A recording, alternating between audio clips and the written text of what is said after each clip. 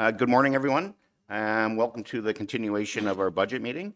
Our worship today is not feeling well, so she's under the weather and going to be missing our meeting. But we do have quorum. So I'm going to call the meeting to order and pass it right along to Councillor Morrison. Thank you, Deputy Mayor Armour. And we're now on day 2 of our budget meeting. I'd like to start off, first of all, by thanking all of the staff yesterday for presenting their portions of the budget and answering so many questions and supporting us as we try to guide our team through the budget. Our finance team did complete their presentation yesterday. So we're at the point now where we are looking at discussion and leading to amendments and where we want to go with this budget. So I'm kind of going to start by opening the floor up to anyone who has thoughts from yesterday that they would like to discuss about the budget, and then any amendments that we would like to do regarding the motion that is on the table. So I'll open it up to the floor. Okay, we'll start with Councillor Stone. All right. I have a few things, but I'd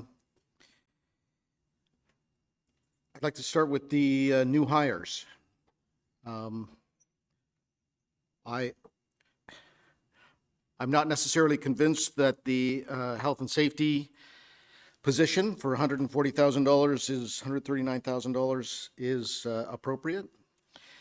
And regarding the library marketing coordinator, I do very much like the idea of having it split between our town market, like a new part, like half-time town and half-time library coordinator.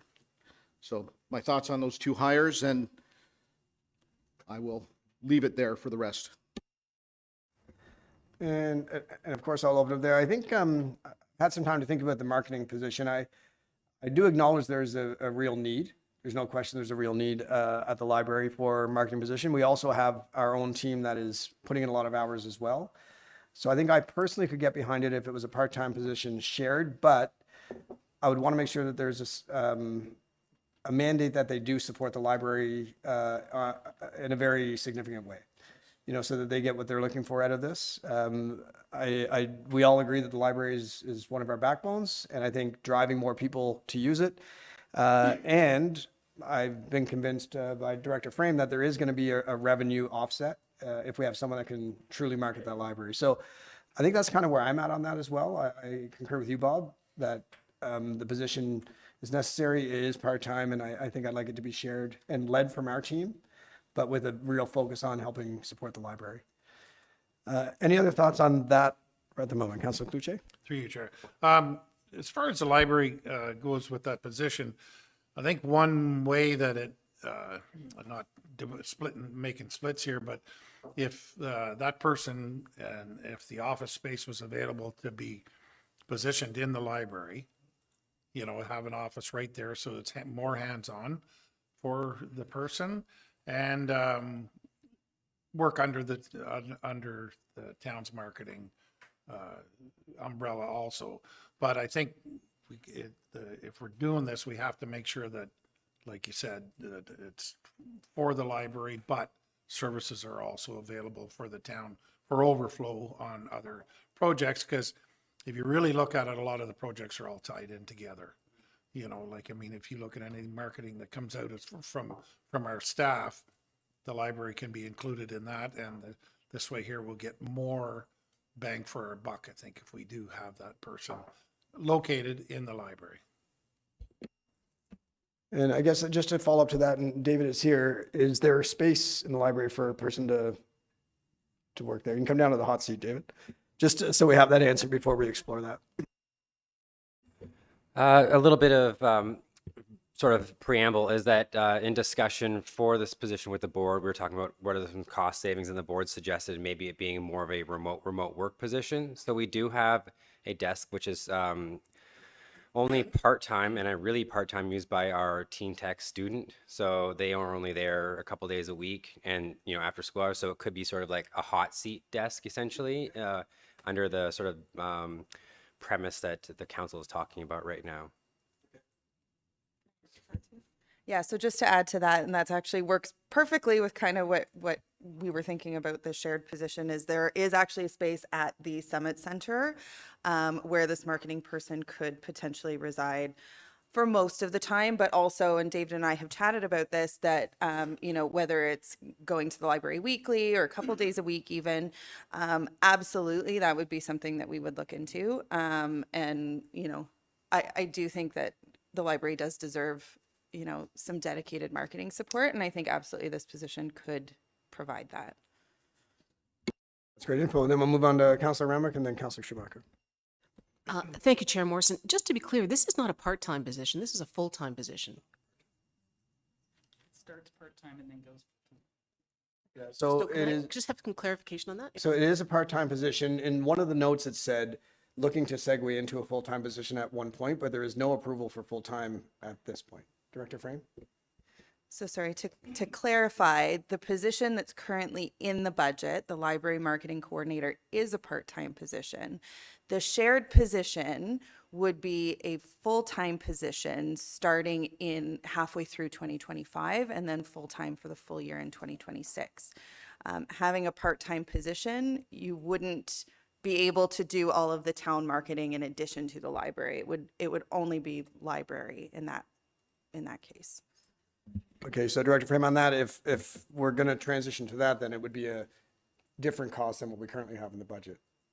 Okay, so right now, the item being discussed would be a part-time position for 25 and 26.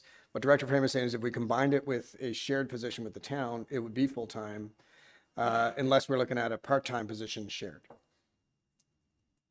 Okay, Deputy Mayor Armour and, oh, sorry, Councillor Schumacher and then Deputy Mayor Armour.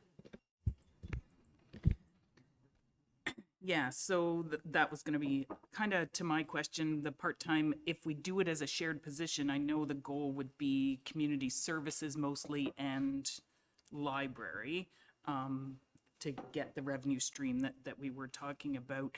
So it probably would need to transition to full-time, just not too sure. I do support it. I do support the combined position. I just don't know if I'm into the full-time yet. Deputy Mayor Armour and then Councillor Clark. Thanks, Chair Morrison. I'm just curious, could we have this position, because we're looking at part-time and full-time in 26, I think we're saying? But is there a way of measuring this position for the first year and see if there's any value in it without continuing into 26 with the position? So, because we talk about revenue, and if it's not bringing revenue in, I'd hate to see us come back to the table saying it's not bringing any money in, so we now have to discontinue the position. So I'm just curious. Yeah, so through you, Chair Morrison. So my concern with doing that, so it would be full-time, so the shared position would be full-time starting in June. It's going to take some time to train the person and to understand everything, and tying it to metrics right when it starts the position is not, it's not fair to that position either, right? So, which is why, you know, I've worked with finance on the numbers for a full-time position. It would allow the library to get the hours that they were looking for. It would also allow the community services team to get the hours that they need to promote their programs.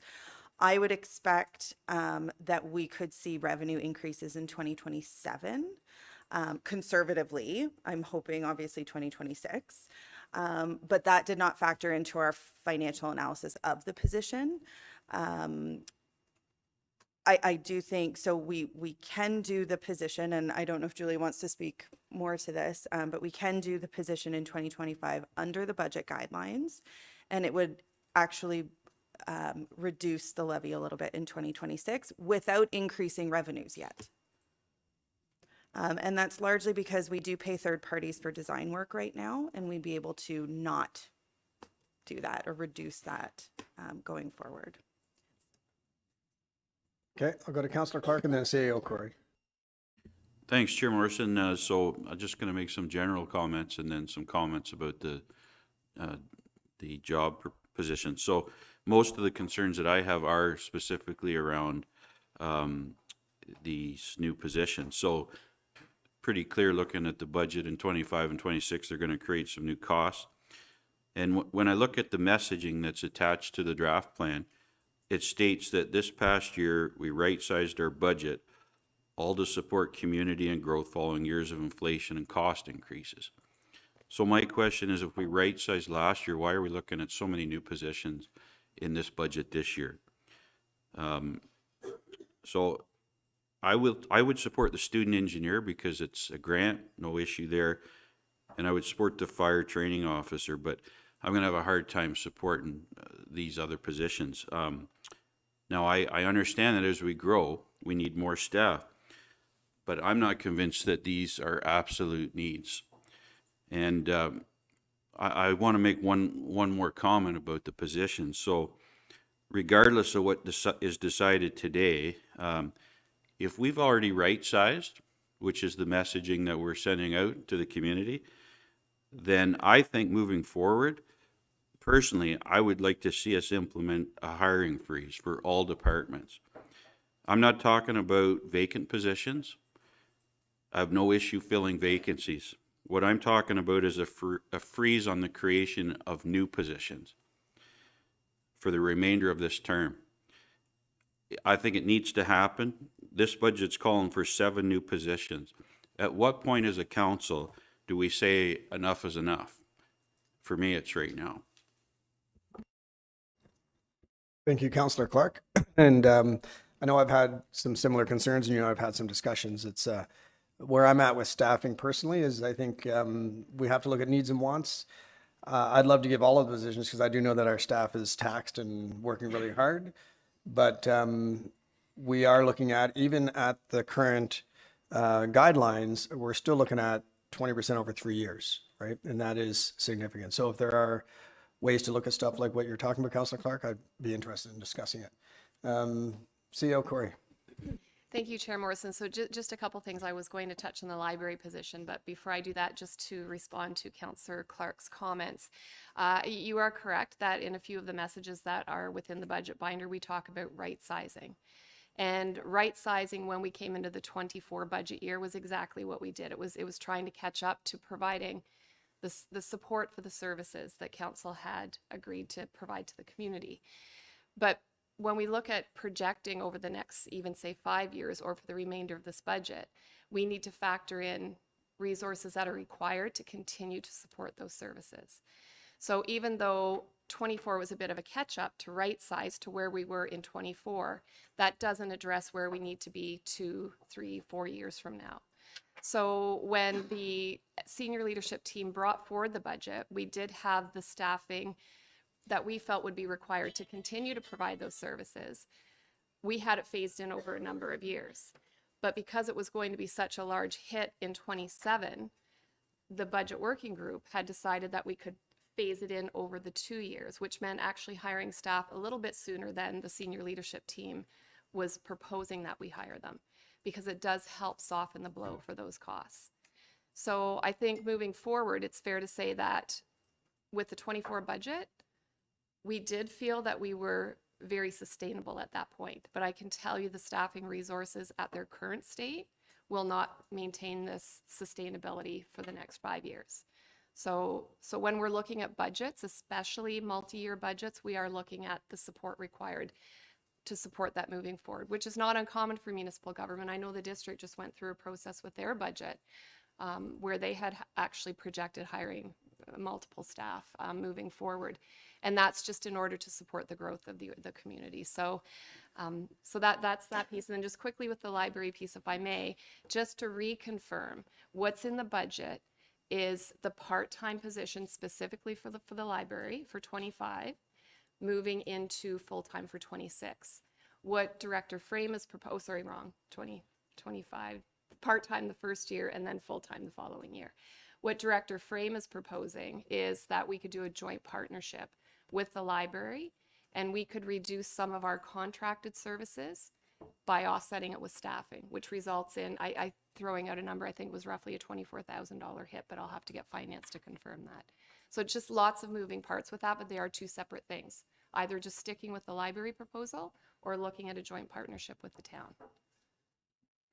Okay, back to Councillor Clark. Thanks, Chair. And thanks for your comments, CAO. And I can appreciate those comments. And, you know, but one of your comments is that we're looking at staffing for the next 4 to 5 years. My comment to that is that we're looking at this budget for 24 or 25 and 26, which is the next 2 years. So the time to address further hires is not this 2-year budget. Thank you, Councillor Clark. And I think just to confirm, in the budget now, it's part-time 25 and part-time 26, not full-time 26, right? Do you want me to answer? So it is actually, it's part-time in 25, but starting halfway through the year, and then part-time in 26, but for the full year, only in the library. Okay, David. Thanks for clarifying that, Julia. And just as a note to what Councillor Clark said, in all due respect, is that, you know, the library, and part of my preamble for the ask for this position is that, you know, the library has done, I think, a really great job following budget guidelines. Our budget's quite small, that even percentage increases that may be allowed, it's very hard to potentially ask for another increase in position. So I totally understand what Councillor Clark's saying. I just feel that and have seen from staff and heard from the community, again, with regards to survey feedback, that we have this need. And so, you know, when's the time appropriate to ask, when we've been, you know, holding on for a while now. So. Thank you, David. And having been part of the budget process from the beginning of this year, I can say that our directors and managers, CEOs, ideally they would love more staff than they're even asking for.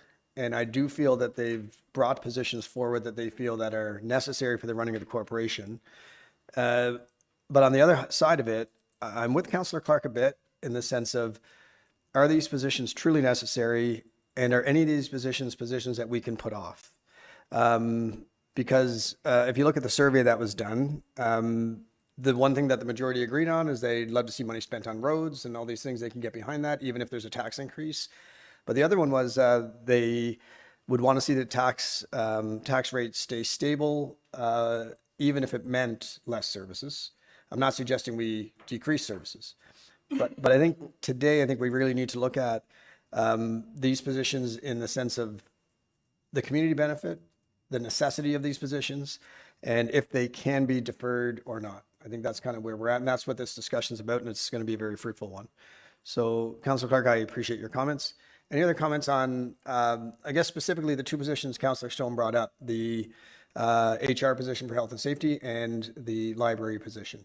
Any comments on the health and safety position? Councillor Schumacher? Yeah, I would concur with Councillor Stone on that. At this point, I'd probably rather see the $139 go to $139,000 go back into roads if we're going to spend money, because that's where people would like to see it. Yeah, and our CAO and our directors and us as council, we have to strike that balance, right? We have to find the balance of protecting the taxpayers' dollars while also making sure this corporation is running as efficiently as it can and providing services. So that's where we're at. CEO Corey? Thank you, Chair Morrison. Just to confirm, the 139,000 wasn't the total cost. It was a combination of the increases as well. But again, the health and safety position, Mr. Chairman, was something that the senior leadership team recognized that it's something that we needed to address sooner than later, but it originally was not a recommendation to implement in 25 budget. So I think that's important to share with the committee. Yeah, I can share a bit of background on that. When we looked at trying to spread out the increase over the next 2 years, the position was originally poised for 2026. It would have caused a bigger increase in 2026, and we know the need is now, so we thought we would put it forward to 25. So it's added to the levy in 2025 and wouldn't see an increase in 26. That's the background on that. I should mention, I'm maybe a bit on the fence on that position, but I should mention the background on the need is if you look at the District of Muskoka, at its peak in the summertime, they have 800 staff. And I think the number, Keith, correct me if I'm wrong, is 10 and a half HR employees for those 800 staff. And the district is looking at adding 1.5 extra this year. It's going to have a tough time getting past finance corporate services. But the town of Huntsville at its peak has 400 staff and we have 2 staff members to service those 400. So I don't think there's any denial in the need. It's just us deciding if it's something we want to go forward with. But I do think that position probably does have a need. So a bit of background on that. Councillor Schumacher?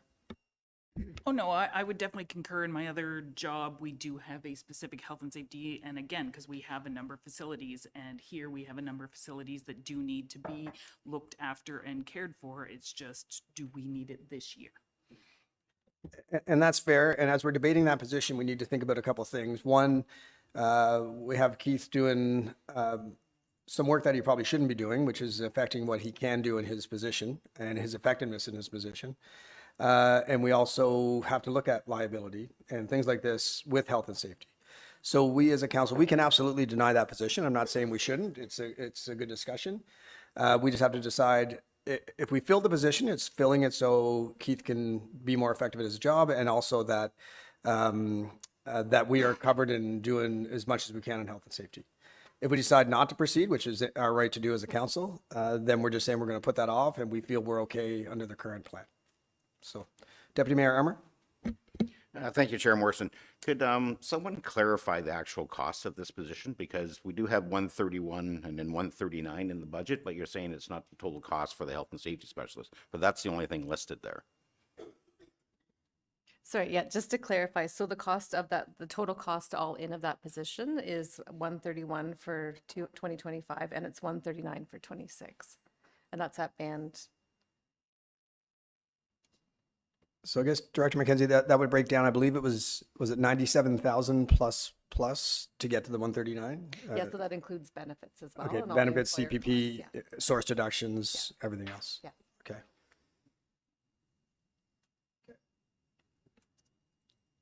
I guess just to follow up on that, how did it come up with the value? I think Keith said something yesterday about having a consultant look into this of some sort, or I'm just wondering how you come up with the wage, because when you look at wages for that position in other organizations, it doesn't come to that value.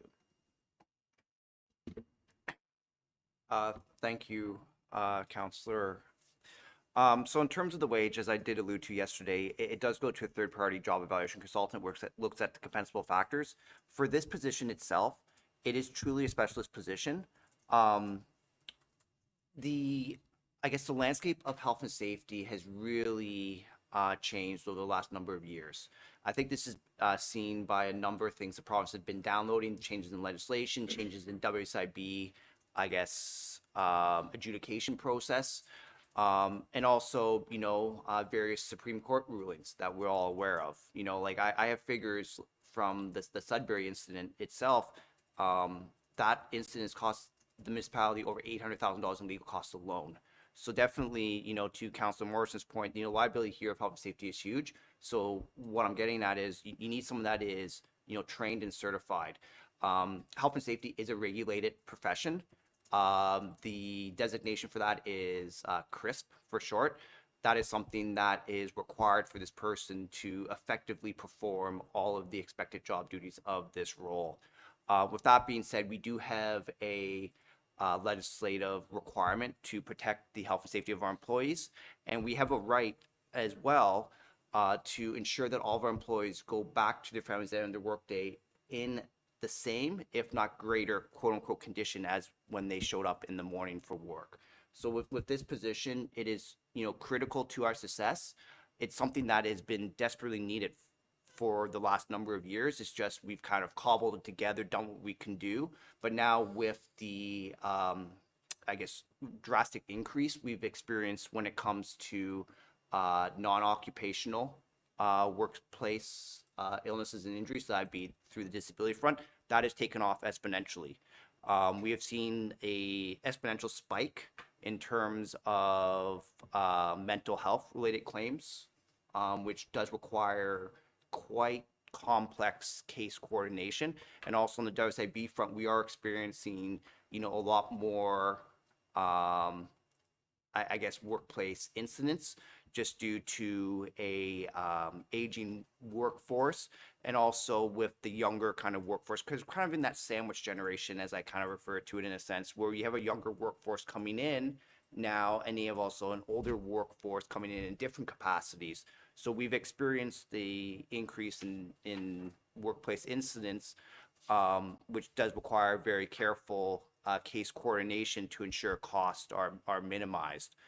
So with that being said, it's a combination of things that, you know, this position, you really do require a true specialist. Like at a coordinator or administrator level, you just won't get the expertise required. And then we'd be no further off. And then I'd still have to be hiring, you know, consultants to do, you know, various audits, to do various, you know, trainings. But the fact that we bring all this in-house would be an immense benefit to the municipality. Okay. Councillor Fitzgerald? Thanks, Chair Morrison. Follow up to Keith's comment about outsourcing and bringing in contractors.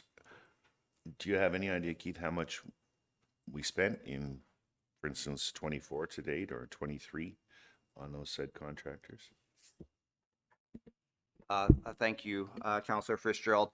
In 2024, to be quite frank, I've kind of held off on the consultant spending when it comes to health and safety, just because of this potential on the horizon, shifting priorities, and just doing a lot of the work, you know, ourselves. You know, I'm very lucky that I have a very small and dedicated team. You know, between myself and Samantha, we've really tried to make health and safety a focus given our skill sets.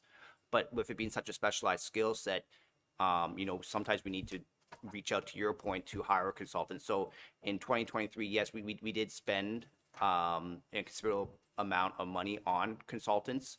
I don't have the exact number at my fingertips, but I can definitely report back with it. But in 2023, for instance, we hired a consultant to do an entire health and safety program audit. And we also hired another consultant to do substantial health and safety training for our workforce. Again, if this function was brought in-house via this position, we would see those costs, you know, drastically reduce, if not be, you know, almost eliminated. I guess it'd be really critical for me to make a decision like that to actually know the numbers and possibly what the projected numbers are on those spends for the 25, 26 years. Since we're planning ahead, surely we can forecast those numbers as well. Really tough to make a decision based on not knowing those numbers. And that's fair. Director McKenzie or Keith, is that numbers that we could get by the end of this meeting before we vote on it? To be honest, I'm not sure if we could get specific numbers, because I know when we did a lot of work back in Public Works, and Keith can correct me if I'm wrong, but when we back in 2023, we did a lot of work down at Medill, but I think it was in several different areas. So I'd have to look to see how easily we could pull those numbers. But I just wanted to, I don't know if Keith wants to talk about the changes with the legislation and the with the contractor health and safety too, and just I know we've had some instances where we've had to really watch our contractors, and it is something that we've never had to do before, just because of the decision that was made in Sudbury. Sorry. So I'm not sure if Keith wants to touch on that part at all, because that is something that is new, and just from a liability point of view, that's something that we just need one thing to happen, and then this position will become really important. Yeah, and I guess I'm with Councillor Fitzgerald. I'd like to know those numbers, but keep in mind, Ian was pushing for some IT positions over the years that we deferred and denied, and then of course we had our incident this year. You know, so and I'm on the fence on that. We could spend all the money in the world to make sure nothing ever happens, or we can do some preventative maintenance. So I'm really on the fence. A question for Keith. Right now, we don't have the position at all. I think we're all struggling with the $139,000 cost. Is this a position that we could explore with Lake of Bays? They probably don't have a health and safety specialist. We have zero support on it now. Do we need 100% full-time support? I think a part-time position would be almost impossible to get a qualified person with that certification to work that job. But if they did half time with us and half time with Lake of Bays, maybe that's something that could be considered. Just something to think about. Councillor Fitzgerald? Thanks, Chair Morrison. I guess my final thought before we possibly get some numbers is, I see so many things that would be eliminated as health and safety issues as I drive around, as I use facilities. I know we're of the same mindset, and I'm sure everyone else is around the table, that there's, nothing more important than the safety of our workers and the safety of our general public. At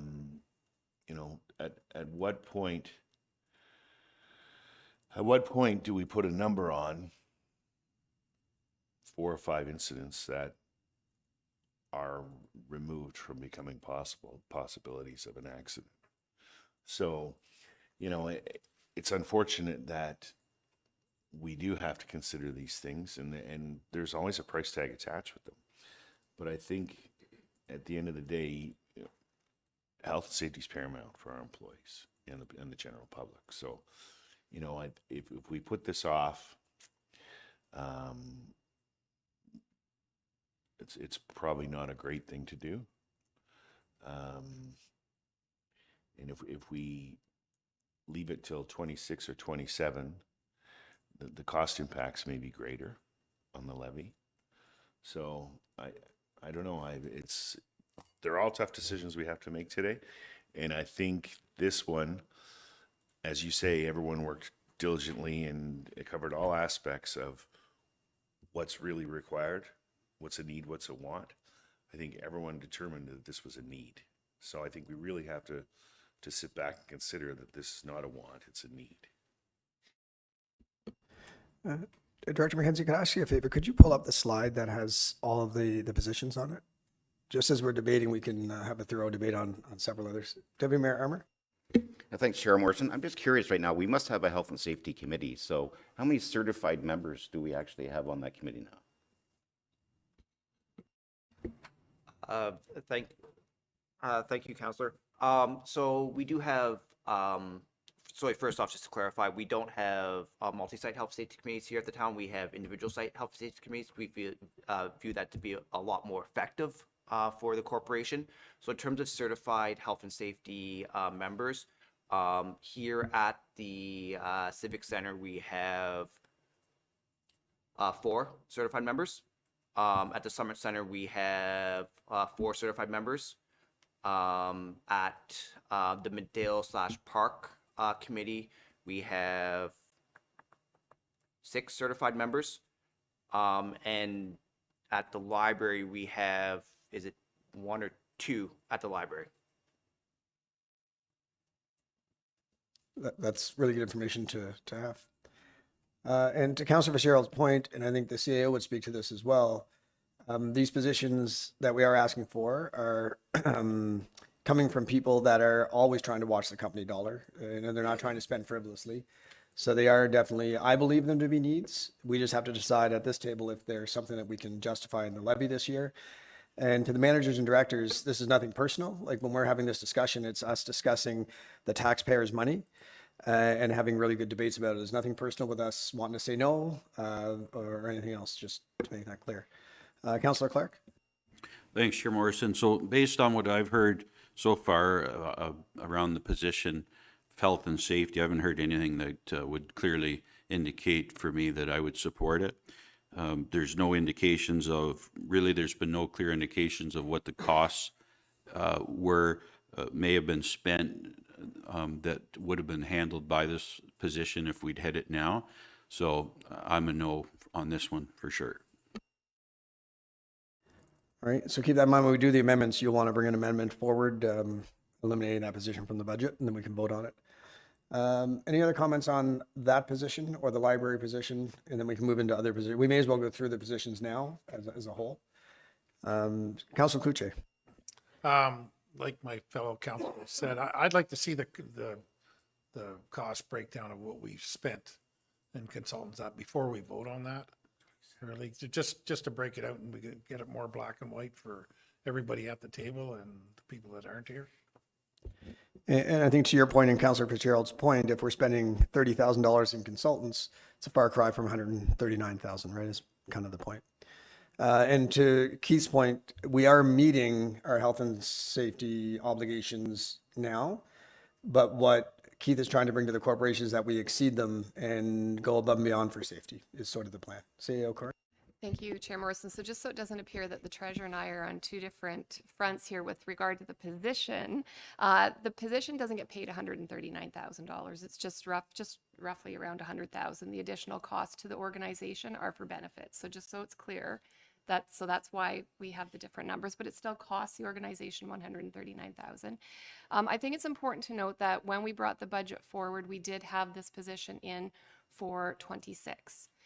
And the reason it was moved forward is because it helped alleviate those costs over 2 years. So the senior leadership team feels very, very strongly the position is required.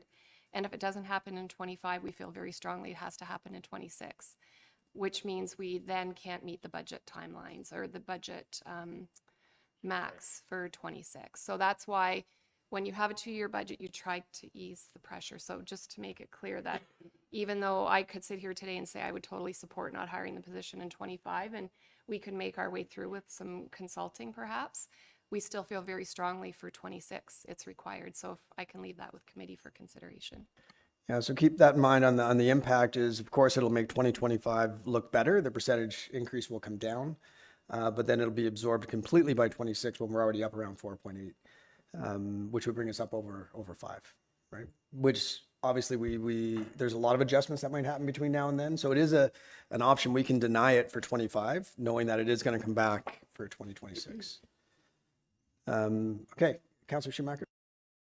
Yeah, I guess that was sort of my thought is I'm kind of feeling we don't need it this year, but I do kind of agree that it is something that goes forward. I have seen it a lot. And to Councillor Morrison's point, though, I don't think it is something that can be a shared service because when you get into policies within a particular agency organization, they kind of have to stick to their HR. Yeah, and to Keith's credit, Keith's intention was not to have this position filled in 2025. It was the budget committee that decided that it would be best to absorb it now. If it's a need, it's a need, and we thought maybe bringing it in now would make sense. And Keith, I guess, if you don't mind following up on that, Councillor Schumacher's comment, is it a non-starter or is it something worth discussing about sharing this position with Lake of Bays? And then if it's shown that we need more, we could adjust to a full-time position? Yes, thank you, Councillor Morrison. To be frank, haven't had any of those initial discussions, but if that's the direction provided, then 100% we can explore that route to see if there's a possibility. But the one thing I just want to quickly circle back to would just be the size of our staff here versus the number of people overseeing the function. As you alluded to previously, district has about 800 employees with 10.5 individuals in HR. Here we're at 400 with 2. Bracebridge has 200 employees with 4 individuals. Gravenhurst has under 100 employees with 3. So we are severely short-staffed here. And like I said before, this position has been a need for quite some time. It's just we've been juggling and putting off things, and it's just getting to a point where how can you put a number on safety? Like, you can't until something catastrophic happens. Like, I don't even want to imagine that. And I think that clearly demonstrates where we are compared to other organizations. I don't know how it is in the private sector, and that's fair. And then to Councillor Clark's comment, this is the 3rd year of this term, 3rd budget of this term, and we've been very, I would say, proactive on staffing. I think we've done a lot of staffing to make sure our departments are in better shape. And then Councillor Clark would probably say, I'll put words in your mouth, this position is just being brought up now after we've already right-sized so many positions. So it's being added to as another one, which is something to adjust to. Thanks, Chair. And just to be clear, I mean, we're talking about a 2-year budget here. So for me, my intention is not to support this position in 25 or 26. And I want to be very clear about that. Okay. And on that, when it comes up for discussion, when that amendment gets put forward, we could think about something like denying it for 25 and having it come back for consideration in 26 as a shared position. I think we've been very effective with Lake of Bays in IT and GIS and fire services. And I wonder if a half-time commitment would alleviate some of the concerns. We do live in a litigious society now, sadly. It is what it is. And we do want to avoid that, but do we need a full-time position? That's something to discuss. Any further comments on those two positions at the moment? Yeah, you're allowed. Sorry, I just didn't want you to think that I was not trying to find the dollar numbers, but I do believe that we've spent a little bit of money on consulting, but I think most of our expenses have come for health and safety through when we've had issues that have come up and that we've had to deal with them, like say to our buildings or to provide certain clothing for staff, that kind of thing. So it hasn't been direct consulting costs. So that's why I can't give you a number on health and safety, because we have health and safety in everything we do. So it's just, we don't have a good number on the consulting, because I don't believe that we've spent a lot of money on consulting over the past 5 years. That's good to know. And I think the programs that Keith was talking about in 2023 aren't things that are done annually. So it wouldn't be an annual consulting fee for those things. Okay. Councillor Cloutier. Through you, Chair. Keith, do the people that are doing the health and safety now in the different departments, do they meet on a monthly basis, or is it a one-off in this tree branch and a one-off in this tree branch type of thing? Or do they meet together all in one and discuss our whole program? And is there a leader in there that facilitates the whole program, or do you? Yes, thank you, Councillor Cloutier. Legislatively, all of our health and safety committee meetings do monthly workplace inspections. That is where a worker rep and also a management rep go around the entire facility, with the exception of the Summit Center, which I'll explain in a quick sec. So for instance, at like, the Civic Center, Medill, the library, these two individuals go around, they, look for any sort of potential hazards, and then they put forward written reports to say, okay, here's the hazard, and then they go to the person that would be in charge of the area to rectify it. They also, look at policies, procedures, and ensure that the building is providing a certain, I guess, security standard for all staff. So in terms of those type of reviews, the committees meet on a quarterly basis. Some committees meet more frequently than a quarterly basis, depending on what sort of initiatives they're working on. So I can confirm right now, all of our committees are currently working on creating individualized hold, lock, and secure safety plans for their facilities. This is something that is desperately required just due to the uptick of kind of these events that are happening in our community. So this is where, the committees are meeting on a regular basis at this point in time to really create these individual plans for their facilities. Then going back to Summit Center quickly, so they do meet on a monthly basis to do their workplace site inspections, but they don't tour the whole facilities due to the sheer size of it being over 200,000 square feet. The legislation does say that, each aspect of the building needs to be inspected at least once annually. So they pick a kind of a quadrant, for lack of better words, look at that with a fine tooth comb for every month. And then they also look at areas that have, been brought up, from patrons or from staff members that, has maybe a potential, safety thing. They look at those on a monthly basis as those things kind of are brought to their attention. Thank you for that, Keith. Deputy Mayor Armour. Thanks, Chair Morrison. I always hate talking about the past, but when I worked for Muskoka Paramedic Service, I was the management rep, certified health and safety rep. But the district did not have a health and safety specialist that I'm aware of. So I'm just curious, Keith, are you looking for more help in HR, or are you actually looking for a health and safety coordinator? Maybe that's confusion that we're going through right now. And I guess to that point, are they going to do more than just health and safety? Exactly. Yeah. Keith? Thank you, Councillor. So in terms of district, so I do have the district org chart. So district does have 2 dedicated health and safety people currently employed there. So in terms of the breakdown of duties, so this person will be in charge of the entire health and safety program at the town.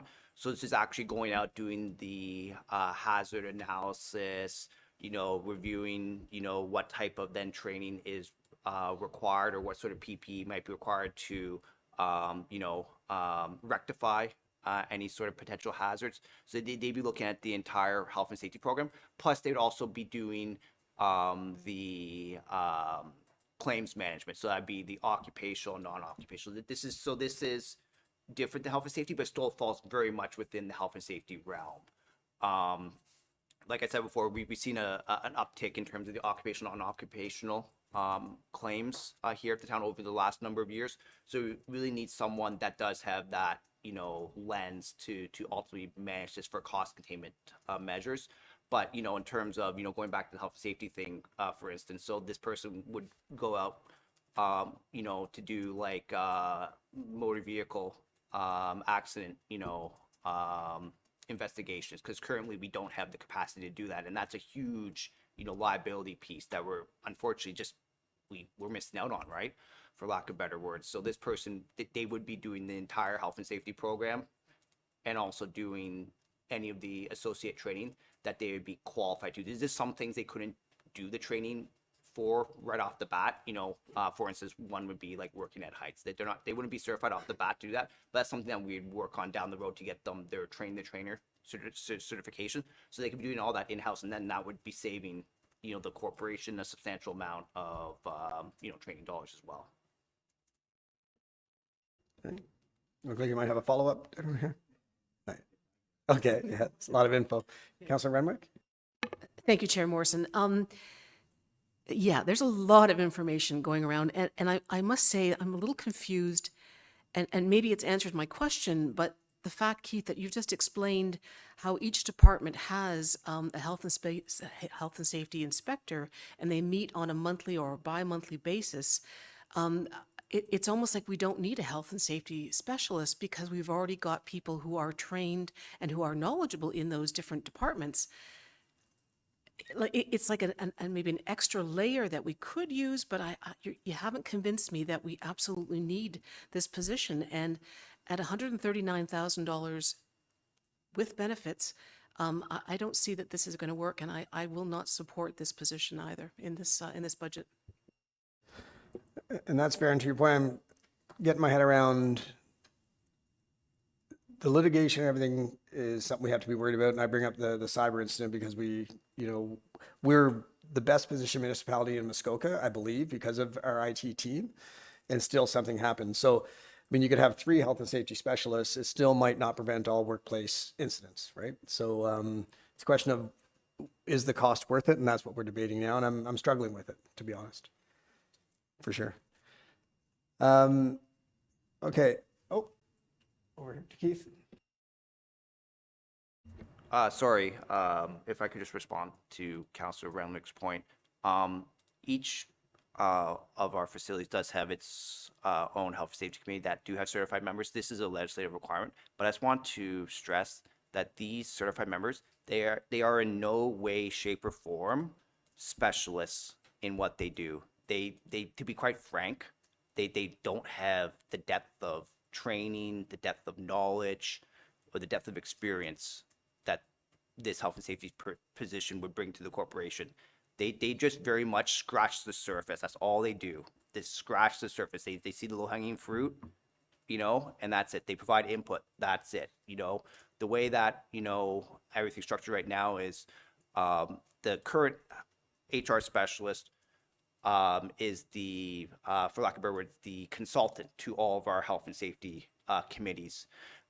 The reason why we have this set up this way, because she provides the more of the expertise. Again, she's not an expert in health and safety. She's very well versed in it just through her gained experience through her, 10+ year HR career.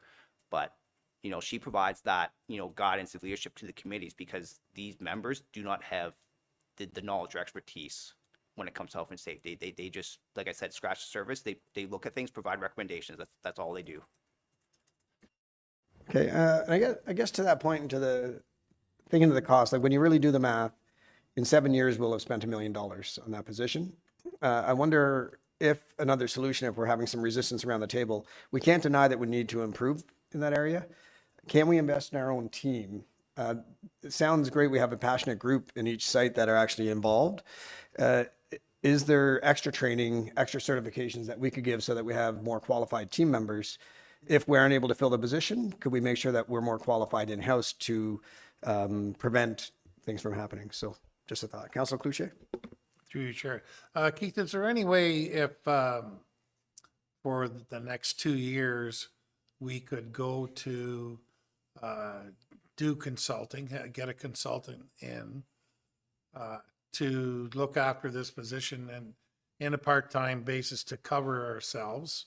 And as to what Councillor Morrison said, help train and bring on, I'm a big believer in bringing our own employees forward education-wise and promotional-wise. So if we had a consultant come in for the next 2 years on a part-time basis to help train, or if we could take 1 or 2 of our employees and train them and move them ahead and forward them for their career to make them more well-rounded to fill this position in the future. Thank you for that, Councillor Cloutier. So in terms of the first point there, in terms of bringing in a consultant on a percentage basis for the next year or two, to be quite frank, we'd probably end up spending more money going the consulting route, even at a part-time kind of basis, if we were to actually bring in this full-time position with staff. Consulting, when it comes to health and safety, it's a very niche, specialized, as you are probably well aware, type of industry, and they do charge premiums for that. Obviously, we would be very, selective in terms of who we're picking to make sure that we are being cost effective in our financial outlay, but it would be a substantial premium we'd be paying. And to the second point you raised about training our internal people, yes, a bit of the consultant's time, should we go that route, could be spent to bring up the individual skill sets of our teams. But to again be quite frank, this is a regulated position. We do require the CIFIC designation in order for them to practice, because that protects them from a liability standpoint. In order to get that designation, you need a minimum of 5 years kind of hands-on health and safety experience, plus you need the educational requirements. So you need to take postgraduate training, and then you need to write a series of qualifying exams. Yes, that could be done over time with someone that does express an interest and does have the skill set, but that would be more, in my opinion, a 5 to 10 year kind of plan, not a 2 to 3 year plan, just because we require someone that has lived this type of position in the past, so they can bring that expertise with them here and then move our program forward. Okay, thank you. Councillor Clark and CAO Corey. Thanks, Chair Morrison.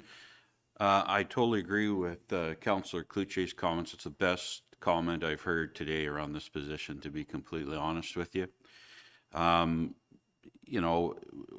We don't know. We've just heard that we don't know what's been spent on consultations that this position would have required over the last 2 years.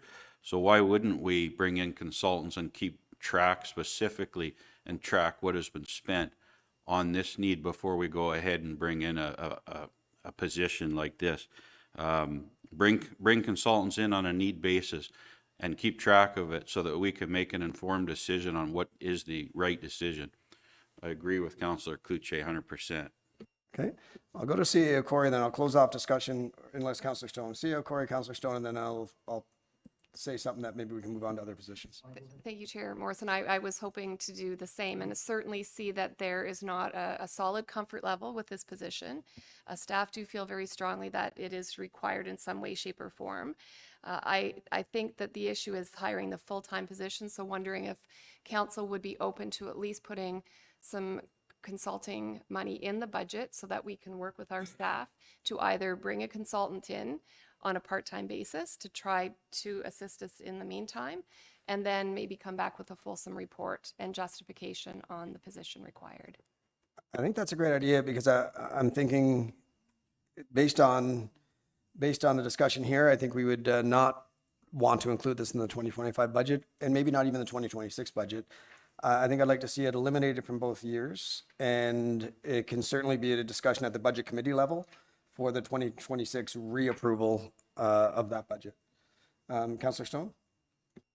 So I was going to put a motion forward to call the question because we can't have a straw poll on removing this position from the budget.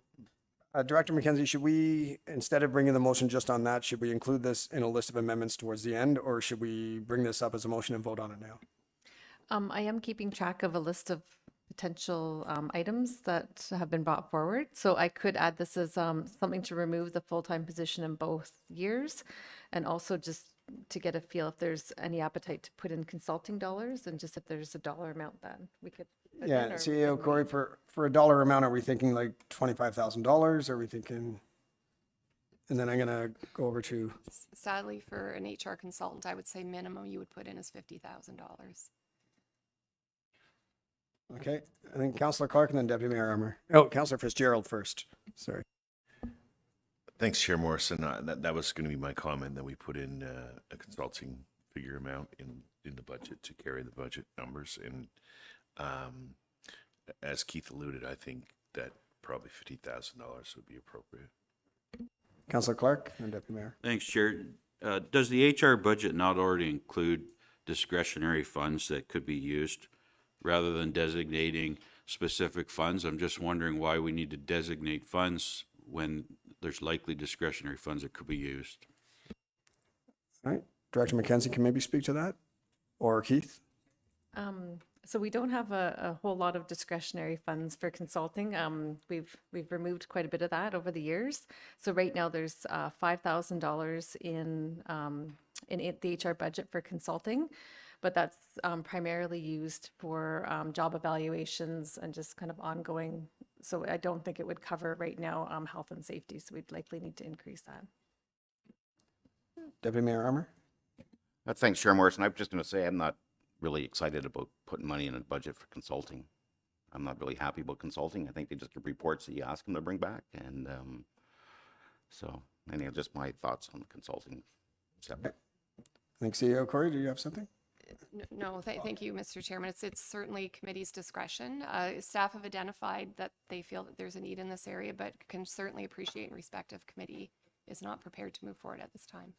Okay, so I think I'll go to Councillor Fitzgerald, but I think to move on to the other stuff we have to discuss, I think at the moment we're looking at eliminating from the budget in 2025-26, but fully expect this to come back to the table when we're looking at the 2026 reapproval. And maybe there'll be more information to share at that time. And that's in line more with what Keith originally wanted, was a 2026 position. So, Councillor Fitzgerald. Thanks, Chair Morrison. I could just want to throw the precursor out there that no one should be shocked when we have a huge budget deviation in HR for training. Last time I did it for my company was $2,500 a day for 10 employees. Yeah, it's not cheap. You know this. Okay, so moving on from that, I think we have that settled. And I think we are close to settled on the library position. We have various ideas there, but we can discuss that further when we bring the list of amendments. Any other positions? We have the mechanic, the engineering student, we have the IT job. Are there any other comments or discussion around any of the other positions at the moment? Councillor Schumacher? I just have a question because I know the chief training officer, it has town portion. The IT tech is a shared position, correct? But is that the full amount, the 101 and 107 is the town portion that's outlined in the slide, or is that going to be shared as well? Director McKenzie can speak to that. Sorry, it is a bit tricky on that one because we were still waiting for some more information on the chief training officer. So we just put in 50,000 as a placeholder, and that's only the town's portion. So that doesn't include any revenue. If we were to move forward with that position, we would put the full amount and then also show the revenue from Lake of Bays. But right now we just have 50,000 from the levy as a placeholder for that position. For the IT technician, that is the full cost of that position, because these are just the changes for SWB, but 20% of that would be covered by Lake Base. I hope that helps. Councillor Clark? Thanks, Chair. Just wondering if Fire Chief could just speak for a few minutes about the position for the fire department, what that entails. That'd be great. Chief? Thank you, Chair Morrison. So in 2023, when the Shane, our equipment officer, was moved over to Fleet, Shane was removed, but 60% of what he did at the fire department. So a lot of the work that Shane did was passed down to the deputy chief, the training officer. So the workload obviously is getting greater for them, as well as the mandatory certification for 2026 and 2028 has put a huge strain on the training department. And including myself, when the director of operations left, I was moved into this role in the senior leadership. So I've actually passed down quite a bit of work to the deputy chief again. So we are getting piled up, but the majority of that would be the removal of Shane going over to the Fleet. I hope I explained that. Okay. And I guess as a follow-up to that, Chief, with this position obviously being shared with Lake Base, I mean, it's one organization. They just share the cost, of course. That's correct, Councillor Morrison, yes. But as far as the day-to-day operations of that position, could you lead through kind of what we expect them to be doing, that what they'd be picking up from yourself, the deputy chief and training officer now? So we were one of the only departments that I knew that had a mechanical officer as a volunteer fire department. I know it's usually a career department. So what we did is worked with the HR department. We're trying to create a position where the training officers would now look after a lot of the equipment, which is purchasing of turnout gear, any equipment that's required, as opposed to having a full-time equipment officer. We're looking at changing up the job description for the training officer, because a lot of the departments, volunteer departments now, that's what they're doing. They don't have a full-time equipment officer like we had. So I hope I explained myself. Yeah. Yeah, that makes sense. Deputy Mayor Armour? Sure, thanks, Chair Morrison. I was just having a thought there. So, yeah, so actually our current equipment officer wage is being split between the two departments? Or is that how that works right now? Are we talking between Huntsville Lake Bays or the No, departments? between the operations and fire department. Maybe I'll look at Director McKenzie. Is that how the to wages explain. split on that right now? Sorry, for the, I think the, Equipment officer, Shane. Shane. So he so yeah, works he's, 60%. He's gone to the roads department or operations, and 40% for fire department. So that wage split between the two of them right now. it is split between the two of them right now, and I have to get that exact split, but yeah, right now that position has all the town's fleet underneath it, so we have moved fire under there as well, so that is split amongst all the different divisions that have fleet underneath them. Okay, and he's just fleet now, not equipment officer. So that role, technically, Chief, when he switched over to fleet, are you saying the position wasn't filled? Shane's original position of equipment officer? Through you, Councillor. So when Shane moved over to Fleet, all the equipment portion was left to the rest of the staff at the fire, because Shane took over, obviously, Fleet for public works and everything like that. So his workload increased, obviously, on the public works side, and so the fire side was, the equipment, all that kind of stuff was pushed off to our staff. And I'm kind of rambling, but so his 60% of the work that he did was now put onto the existing staff. Okay, so I guess the position was already a bit of fleet and equipment, 60%, 40%, but then the equipment portion was Never replaced. Never replaced. No. Okay. Okay, sorry. Yeah, that's good. Okay. Any other questions or comments on the fire position? And that's another, and again, no offense to the fire department, we, even in the survey, people said fire services was important to them. So I think that is somewhere taxpayers are okay spending money, but we still have to make the decision on that position. Is it something that is absolutely necessary, and do we want to spend money on that position? So that's a good debate. Any other comments on that position at the moment?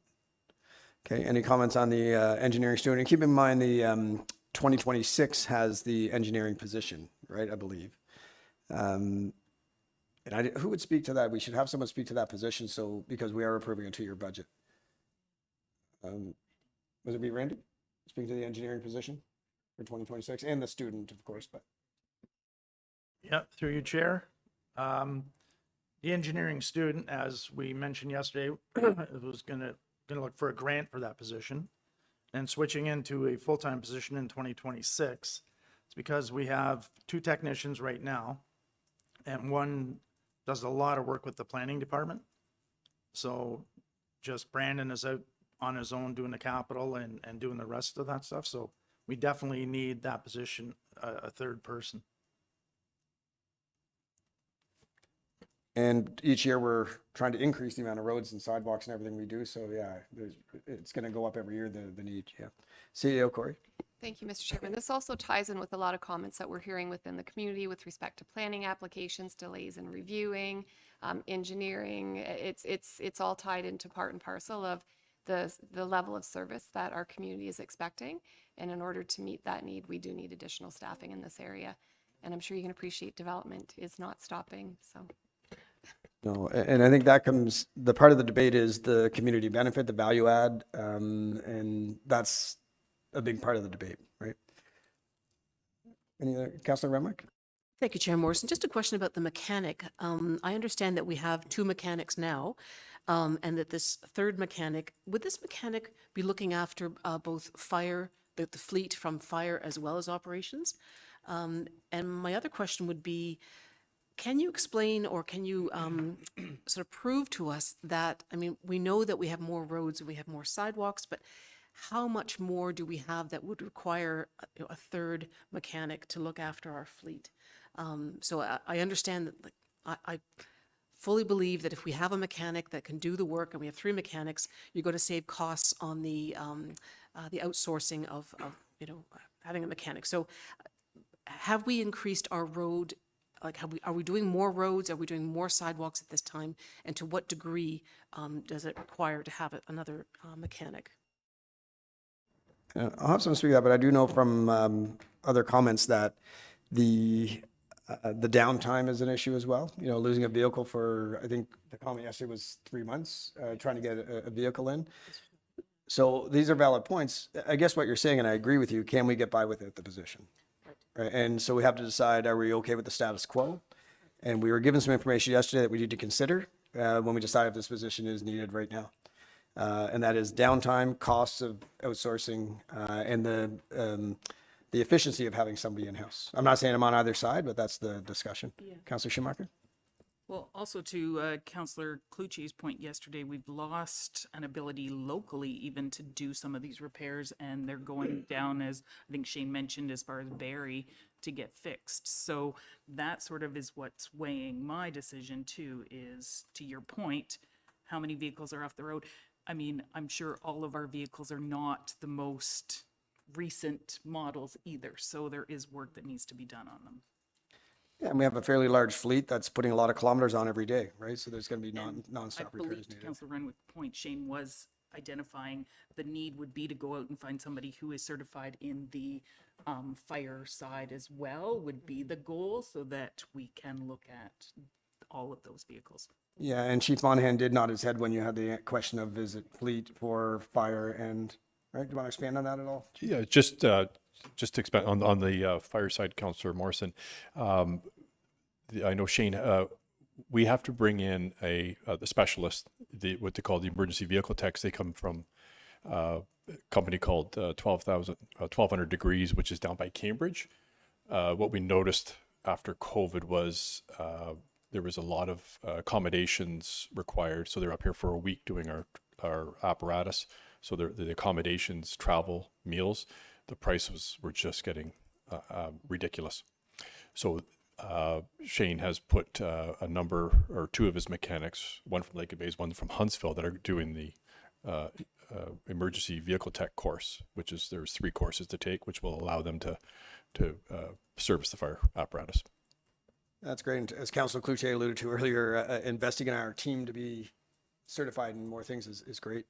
I think a lesson to any parents at home and their kids are thinking of post-secondary, I'd want them to be a specialist of some sort. Sounds like specialists are hard to come by in every field. Okay, that's good. I think that position, I can kind of read the tea leaves that there is going to be some savings to the corporation and also some downtime. So that's something to consider. Councillor Clark? Thanks, Chair Morrison. So the question is, can we get by without the extra mechanic? I'd say likely. I think, does it mean that we may have to outsource further out of town for repairs? Absolutely. Does it mean that we may have to better plan around our maintenance and stuff to coincide with how often things might need to be outsourced? Absolutely. So I'm not 100% convinced on the mechanic. Councillor Cloutier? And then Deputy Mayor Armour. Further to your point, Councillor Clark, if you put a dollar value on a plow truck today on a 10-hour shift, it's probably worth about $4,000 just hourly cost and everything.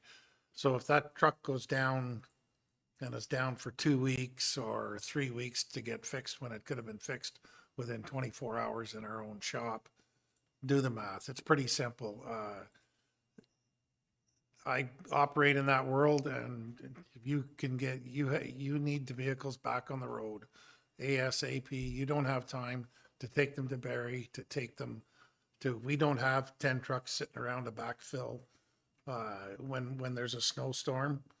Sidewalk plows, you're constantly blowing hydraulic hoses, small gears, shafts, everything like this. All that stuff has to be fixed ASAP, or our phone starts ringing because we don't get plowed, the sidewalks can't open. I mean, it's an endless situation, and for having our own mechanic on this, and I believe for the amount, size of fleet we have, 3 mechanics isn't enough probably. There's probably still vehicles sitting in the yard waiting to get fixed at certain periods of time, and I think our maintenance schedule is pretty good on them as far as what I can see over at Medell Yard. Now it's been cleaned up and put in the right direction, but I mean, this is, as I've said 100 times before, it's a no-brainer as far as I'm concerned. Okay, Councillor Clark?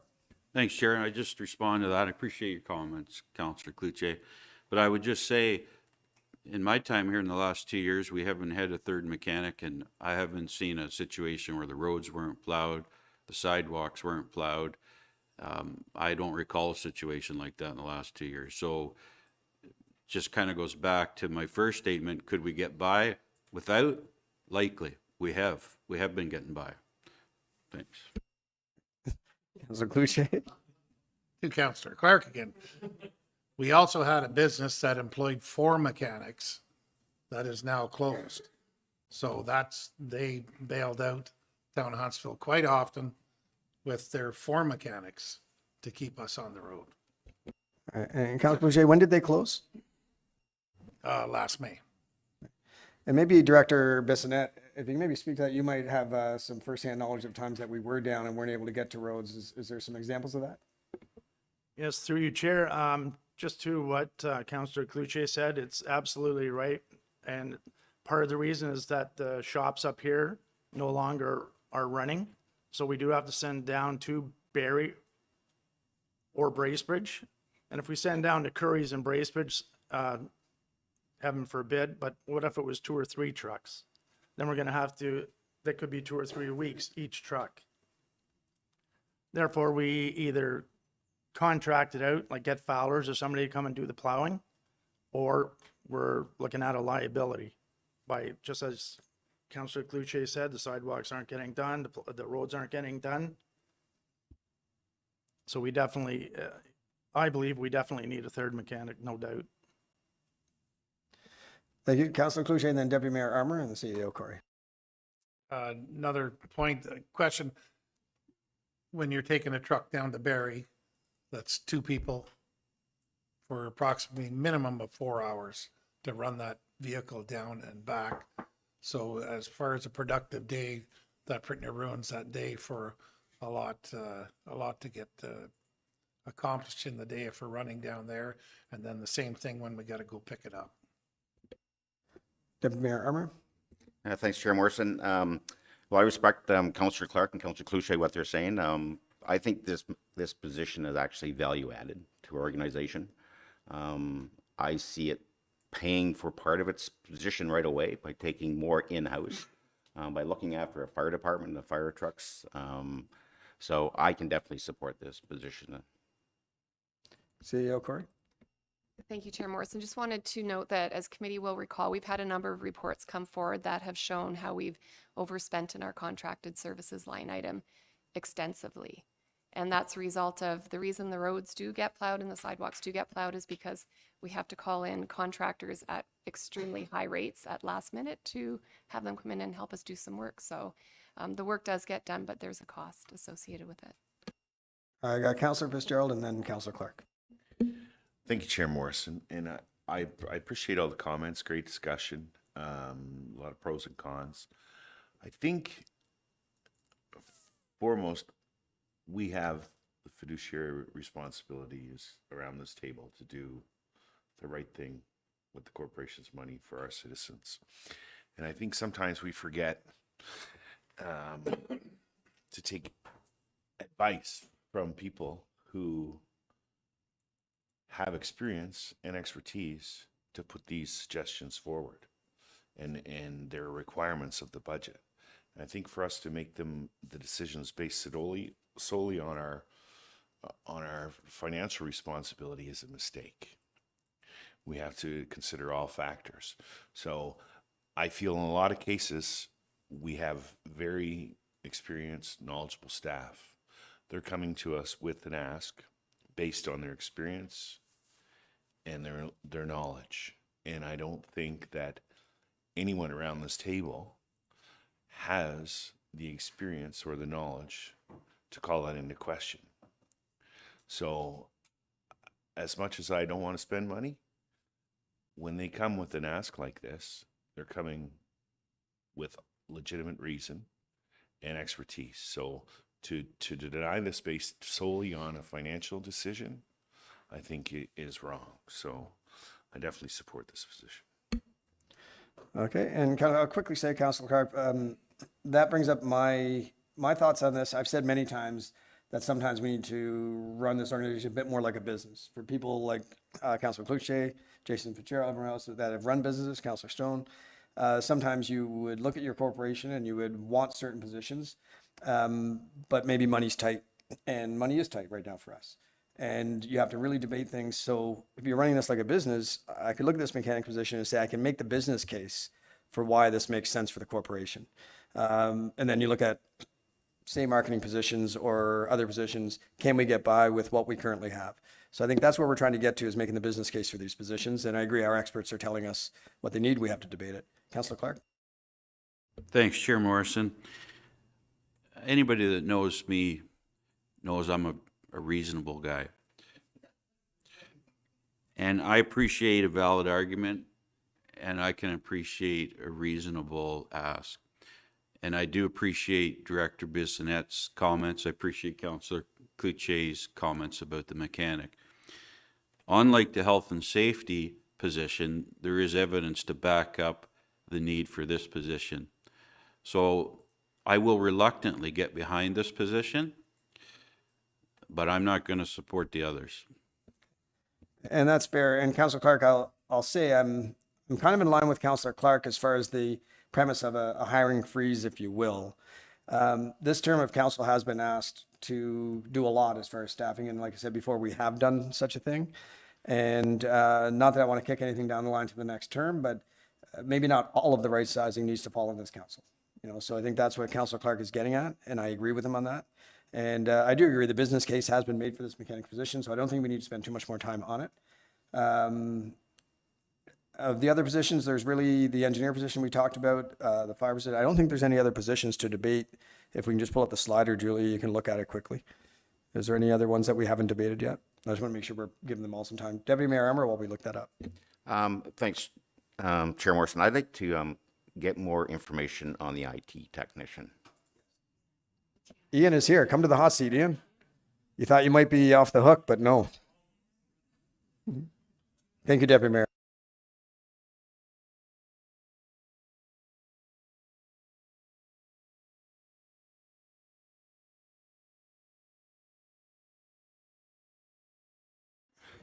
Through you, Chair Morrison, was there any specific questions that you would like me to drill into? I can certainly discuss a number of points, but I Not so know I'd much like to talk. so- Questions for you. I just want to see the value in, because we just hired a new tech 6 months ago, 8 months ago, that we're sharing with Lake of Bays, and then we have another one. So I just wanted to see the value. I know you talked about issuing tickets and stuff like that, but I really need to hear what the job's going to entail. Through you, Chair Morrison. So we did hire last year, and that was tied to the contract with Lake of Bays to help finish servicing them. This particular position is just us experiencing growth. We've had a number of new tasks that were added this year. Our team has taken that load on. For example, the volunteer firefighters, there's over 100 users that we onboarded this year that was not necessarily part of last year's calculation.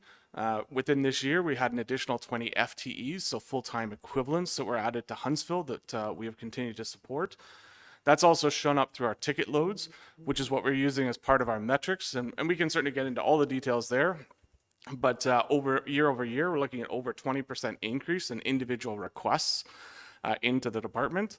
It's just generating load. We can see that through the amount of time it takes for us to resolve issues and concerns that people have. Which is obviously a drain on the efficiency for the organization and for the rest of the staff who can't do their jobs while they're waiting on that. And that's excluding anything to do with the cyber incident, which also added some items. We also are trying to look forward, and we know that we've got additional things coming down the pipeline. We have an additional for ops, another 30 additional devices that we're going to be bringing on board. We know that fire is going to be bringing on stuff on board. Those are already in the budget. We're looking at an unknown number there. But every time we add these devices, these systems, these people, it just generates that little bit more and little bit more and a little bit more. And it's sort of I hate to call it a death by 1,000 cuts, but that's really what it kind of happens to. So just by looking at those stats, that's what this position is. It is an entry-level position. It's going to allow us to adjust our department and shift my staff around a little bit for them to do their jobs and become more efficient in what they do, and provide the services that all the departments are looking for to meet their needs. Nobody seems to be backing away from IT services within their departments. Everybody's looking for us to assist with new items. We also have other items coming up where we're talking about new buildings. IT does get heavily involved early in the build process and late in build processes for those buildings. As you would know, I worked with the Bracebridge Fire and Ambulance. That takes a significant amount of time. We're looking at financial software replacements coming up in the next year or two. Again, significant loads. We've got elections. There's some significant changes to the standards that are coming for elections. So our department's getting involved in assessing and reviewing and RFPs for those. It's just a constant churn. There's lots for us to do. And I want to make sure that we're continuing to drive or deliver solid service to our staff and meet their needs. And that's what that request is about. Okay, thank you. Ian, follow up, Deputy Mayor Emmer? Yes, sure. Thanks, Chair Morrison. So you said this was going to be a shared position with Lake of Bays? Through you, Chair Morrison, yes, sir. It is a shared position with Lake of Bays, as all of my staff are. Okay, and it's an 80-20 split, right? 20% to Lake of Bays? It is 80-20 split, right? I apologize, through you, Chair Morrison. It is an 80-20 split that is adjusted every year based on the full-time equivalency count for each of the townships. So if, for example, they were to add to additional staff at Lake of Bays, their percentage would go higher. And no need to apologize. I think we've suspended the rules, so you can do what you want. And I guess, okay, go ahead, Deputy Mayor. Yeah, just to follow up on the 20%, well, that's just a standard 20%. So your whole department is shared 20%, or is this one person shared 20%? So the answer to that is it's the whole department. So we take all of the SWB for the IT department, and it is multiplied by that. So that'd be 20% of my fees, my charges, 20% for the security, our help desk, everything. Everything is charged out based on that percentage. Yeah. Okay, and I guess to that, I have 2 quick points to that end. Does this position need to be approved at Lake of Bays Council, or the shared services agreement is that we get to approve the position and they've agreed to share? It does need to be approved on both sides. It has been presented to Lake of Bays, and they are in concurrence, although it has not, as here, has not been approved by council yet through their budget process, but they have no concerns with that additional amount. And I guess to Debbie Armour's point of asking about the job itself, I guess the question we ask if we're making the business case is, what happens if we don't fill the position? How does it affect the corporation? So I think what you're saying is we could get by, but it's going to heavily increase the workload for our staff, and looking at balance of work-life balance, mental health, staff, everything else. That's just what we're looking at. The impact would be that the service times and ticket times would increase and you'd have a higher workload. Is that correct? Yeah, I would say exactly that. We are being driven by other items as well where we have to deliver on. So insurance is driving a lot of our items. Every time the insurance comes through, for cyber in particular, there's new tasks, new requirements that we have to do. Some of the new software that we brought on board, so the MDR, the Security Operations Center that we've talked about, that is generating tickets, that's generating requests. It's being really, really good. It makes us very aware of all the weaknesses as things come out every month from all the vendors, but that also means we're fixing those every month. And that's somewhere around 50 to 100 different items that are coming out. On that, we also have an item called what's called the Microsoft Security Score. So that's actually an assessment, but that's actually coming out from the insurance companies. They're actually asking us to post that information as part of our insurance filings. On that list, there's 220 separate items that need to be dealt with that are changing on a day-by-day basis. And that's also being tasked through our information security specialists. But ultimately, that feeds down to the rest of my team who have to execute and implement those changes to try and maintain that score so that when we go to do our insurance and things like that, we are maintaining those levels. Outside of that, when you're talking to delivery, as we add on these new projects, everything will come back down to service delivery. So as we bring on, we've been talking about video surveillance, something that my department will be managing, and we add on each of those projects, it will take a hit on service delivery, on those tickets, the timelines, turnarounds, new deployments, adding and subtracting staff, like onboarding, offboarding, things like that. Each one of those would get slower and fall behind. And at some point, we would have to pull back on security updates and things like that simply because we don't have the man hours to deliver on that, or we deliver on that but no fixes. Councilor Cloutier and then Director McKenzie. Sure, pardon. Through you, Chair. You said you were working with Bracebridge Fire?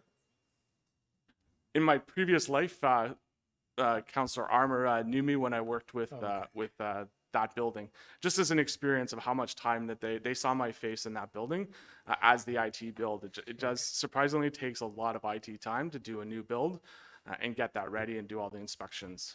All right. Okay. No, I just thought we were still doing work for them. I was just wondering if they're paying for it. So. Yeah, and I don't know if any of us would be surprised by that. That sounds like a big job that you'd have to put in there. Director McKenzie, I think you had a comment. Yeah, I just wanted to add to what Ian said too, just in being involved in the insurance process annually. It is a very rigorous process that we put Ian through and Alicia just to get our cyber policy. They want a lot of detail. So it's really important because obviously we do know the value of cyber insurance. So we want to make sure that we keep them happy. And keep our score up. I guess one follow-up on that, Ian, is the response times are important, obviously.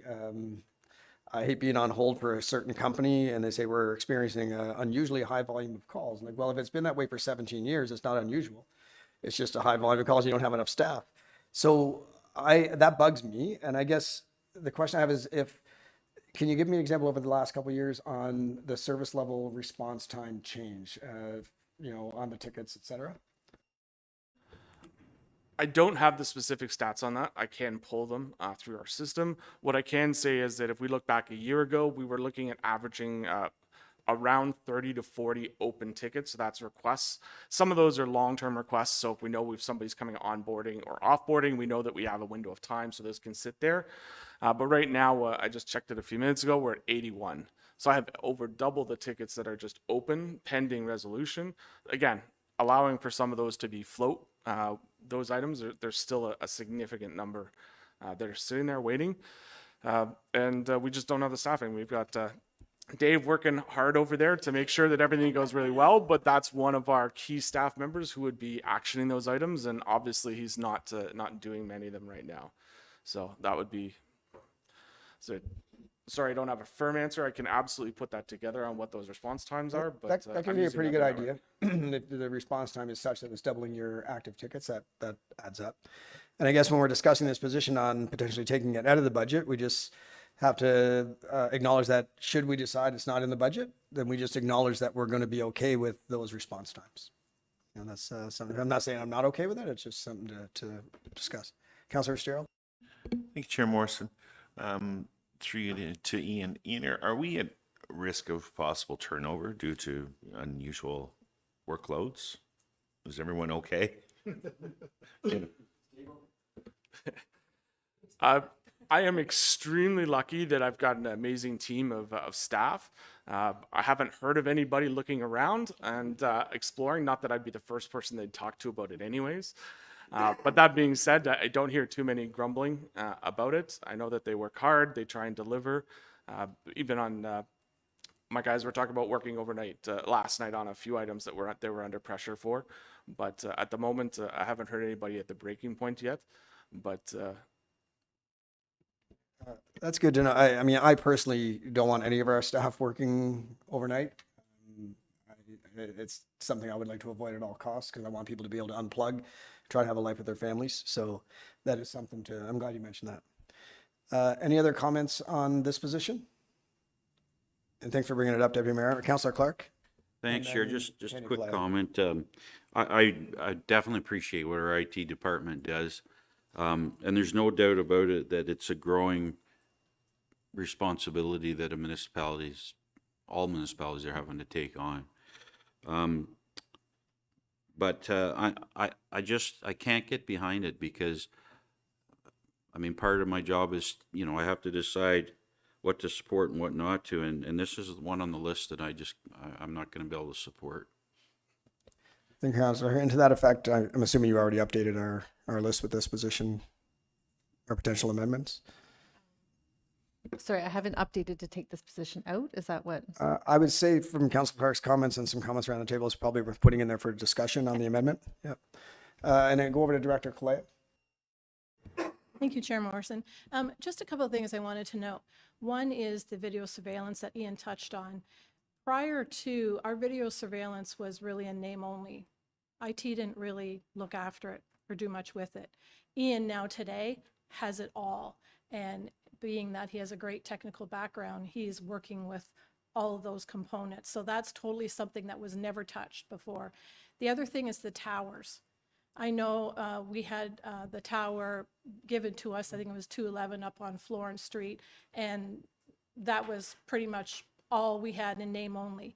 Ian's now working with fire on connecting all those towers, and of course all the stuff up on Florence. That's totally huge. That was never dealt with before.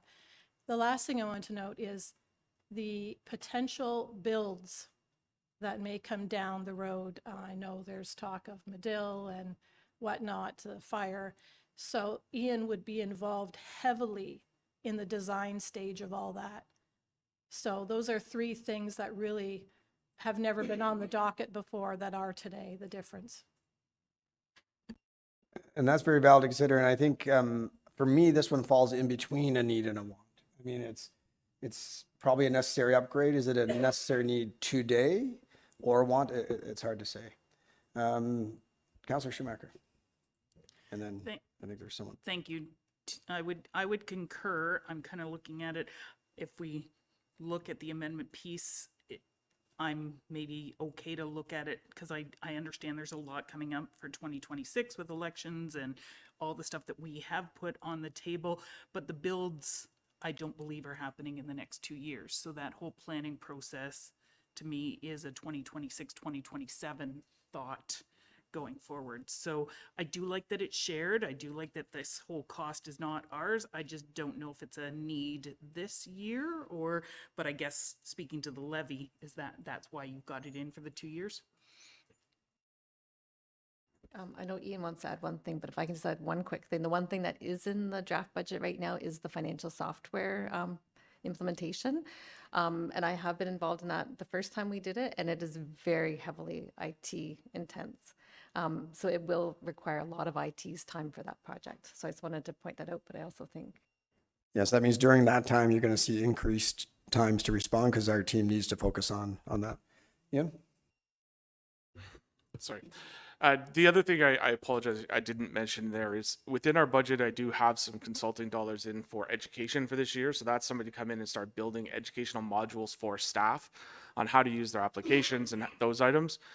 That is something we would be looking to drop if we brought this additional staff member in. So there would be some funds that are in the budget that would disappear to fund this additional body who would be also taking on that training component. Okay, and what's that amount? I believe right now it was set as roughly around $5,000, but the expectation is that was likely going to go up at some time over the few years once we kind of got our feet wet in getting that done. Okay, and I guess as this is going to come up for debate on the amendments section of this, Ian, if someone was to propose that there's obviously a need, would a part-time position alleviate a lot of the stress? Is that something that could be discussed? Any time would definitely help, so that would be good. As I know many of the other people have spoken about is finding part-time staff with that knowledge or that capability sets is usually where that challenge is. So I know some of our hires have been out of area that we brought in, so I would expect that there's a good chance that may occur here. So that would be our risk to offering half-time versus a full-time, is just securing a role. Yeah, that makes sense unless you're, somebody who is retired and wants to still work a bit, but not full time. And I guess to that point, could it be a position where somebody might work part time, but work remotely, or would you need somebody in the building? For this particular role, I would see that as a mostly in building because they would definitely be going out to the desks, seeing staff, working on individual system builds. So unfortunately, this one I don't see as working very well as a work from home. That's fair. Deputy Mayor Armour? Thanks, Chair Morrison. Currently, do we contract any IT services out? For example, weekend call-ins or after-hour call-ins, or do we cover all that stuff ourselves? There's kind of two ways to answer that question. The answer is I don't have specific contractors that we cover off. We manage that portion all internal. That being said, there's a number of our items you could consider that way. So we host all of our servers through a group called Azure, which is Microsoft. So ultimately we pay them, but they help manage our hardware, what would have been managing our equipment that's in the building. And that happens with a lot of our cloud software. So they manage, a little bit of their own security and things like that. So it means some of our work has been offloaded to third parties, but we don't have it as a direct contract to say, we're going to have you come in on contract and work on this particular system. To work on that. If that answers your question. It does. The other part is if something happens outside of regular business hours and they need IT assistance, do we manage that? We do. Outside, there's a number. It contacts one of my staff or they can contact me directly. And we do deal with stuff outside of hours. It is relatively rare, thankfully, but we do have that coverage. Okay, if that were to occur, would they get some credit for time worked over and above? And yeah. we actually do have on-call funds budgeted in the IT department. Awesome. That's great. Okay, and I guess to speak of the consultant, let's say, for instance, the software implementation comes and that's going to be X amount of hours for yourself, or a build comes and we just don't have the staff. You can only squeeze so much out of your team. Is it something that at the time on a piecemeal basis you could get a consultant to do, or an outside contractor? We absolutely can. If you looked at project manager as an example, which would be one of those roles, you'd be looking about $200,000 a year is your contract rate for that. So it definitely scales up. It's not cheap. So I think tell your kids get into IT as well. Especially there's a lot of good roles coming out of today. It's like a career day. Any other comments on the IT position at the moment? Okay, thank you so much, Ian, for all your answers. And I believe that we've gone through the list, unless, Julia, is there anything on that list that we haven't had a robust debate about? Yeah, we haven't. I think we've had our robust discussions. We'll have to figure out what's going to come in the amendment as far as the marketing coordinator position is concerned. And that's something we can discuss. We should move on from SWB and move into the other parts of the budget. I know there was a discussion about the carpet, and maybe Director McKenzie, do you want to go over some of the stuff that's in the amendment now that you took notes from yesterday? And that would give the council guidance on what we need to discuss. And these are just notes that Director McKenzie was making while we were debating the items yesterday. Sorry, just to go back to that, the new positions. So I believe on that sheet, the only one that we've put on the list is the health and safety, the full-time IT technician, and the marketing coordinator. Is that correct? Yeah, I don't think anybody at the moment wants to put the mechanic item on. I think without doing a straw poll, I think that's not needed. The engineering student was fine. I think the debate might be about the 2026 engineering position, but unless, like, keep in mind, somebody from the table has to put this into the amendment in the motion. So if any of those other positions, other than the marketing position, the IT technician, and what was the third one? Health and safety. If anybody at this table wants that discussed, amended, or removed, it needs to be mentioned before we discuss the amendment. Councillor Fitzgerald? Yeah, maybe we could review the list of what we're removing. That's what I think Director McKenzie is going to do so now. As soon as we're given that, because I think there may be some. Yeah, so we'll go through what Director McKenzie took notes on yesterday, and then we can add, delete, and discuss. So the first one was the marketing coordinator. So one option was to remove the part-time library and add the full-time for in the marketing department. Moving the plow sander dump from 26 earlier to 25. Removing the civic center carpet out of 25 or 26. The hot tub only proceeding if grant funding is received. Deferring the ice floor covering to 2027. Remove the full-time health and safety position, add consulting for health and safety, and remove the full-time IT technician. So that's what I've had so far for 2025. Okay, so that's what's on the floor at the moment. So we'll start off with Councillor Stone and then Deputy Mayor Armour. So I'd like to keep the ice floor covering in, provided that there's a grant available. And I would back that up. I think, of course, if it doesn't get funded through a grant, we're not spending the money, so it won't impact the taxpayer. And unless we want to discuss the added staff needed, but I think that would definitely be offset. Okay, so looking at leaving that in, unless somebody puts a amendment to the motion on the table. Deputy Mayor Armour?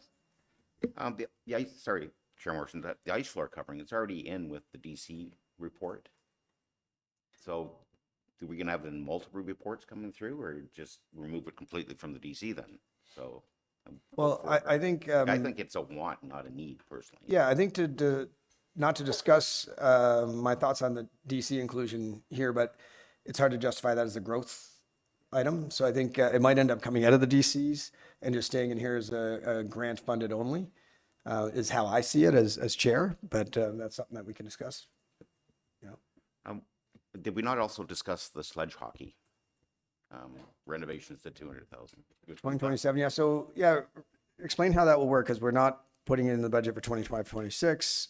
We want more information on the seating and everything else. So if that comes back in 2027, we don't really need to just discuss it today. Is that correct? That's correct. So we are moving out. We had it noted as 2027 because we did have some direction to bring it back for consideration in this budget discussion. So right now it's sitting in 2027, but that's just a forecast for now with many other items. So that would come back when we go to look at the 27 budget. Would we need to give a direction to, I guess it would be Director Frame and Director Babineau, to bring back a report on that? I think one of the items discussed was looking at the Jack Beyonda rink. Because I think we would all love a sledge hockey facility. We just had to, I think we need more information, correct? So I guess the question is, do we need to give direction to staff, or is it already in motion? CEO Corey, do you want to tackle that? If you can just confirm the question again for me. Yeah, I guess if we're discussing 2027 for sledge hockey, we're not saying we want to do it yet. Would we need to give a more clear direction to staff on what we want brought back? Like about Jack Beyonda, et cetera? Thank you for the clarification. Council committee is only dealing with the 25 and 26 budget, so pushing it off to 27 will be a decision of the next council. It just shows that it's still on the radar. Okay, and then if at one of our, this is maybe not the appropriate place to do it, but at one of our council meetings, if we decide we want direction to staff to bring a specific report, then we can do that. Correct. So staff will not be doing any work on investigating that option until given further direction by council. Okay, perfect. Yep. Councillor Schumacher? Other than, I guess, my thought is because it's in the budget for future, we can pursue opportunities for grants and whatnot because it's in the budget, correct? So through you, Mr. Chairman, what we would typically do is look at projects that have currently been approved by committee or council. And those are the ones that we would apply for grants for.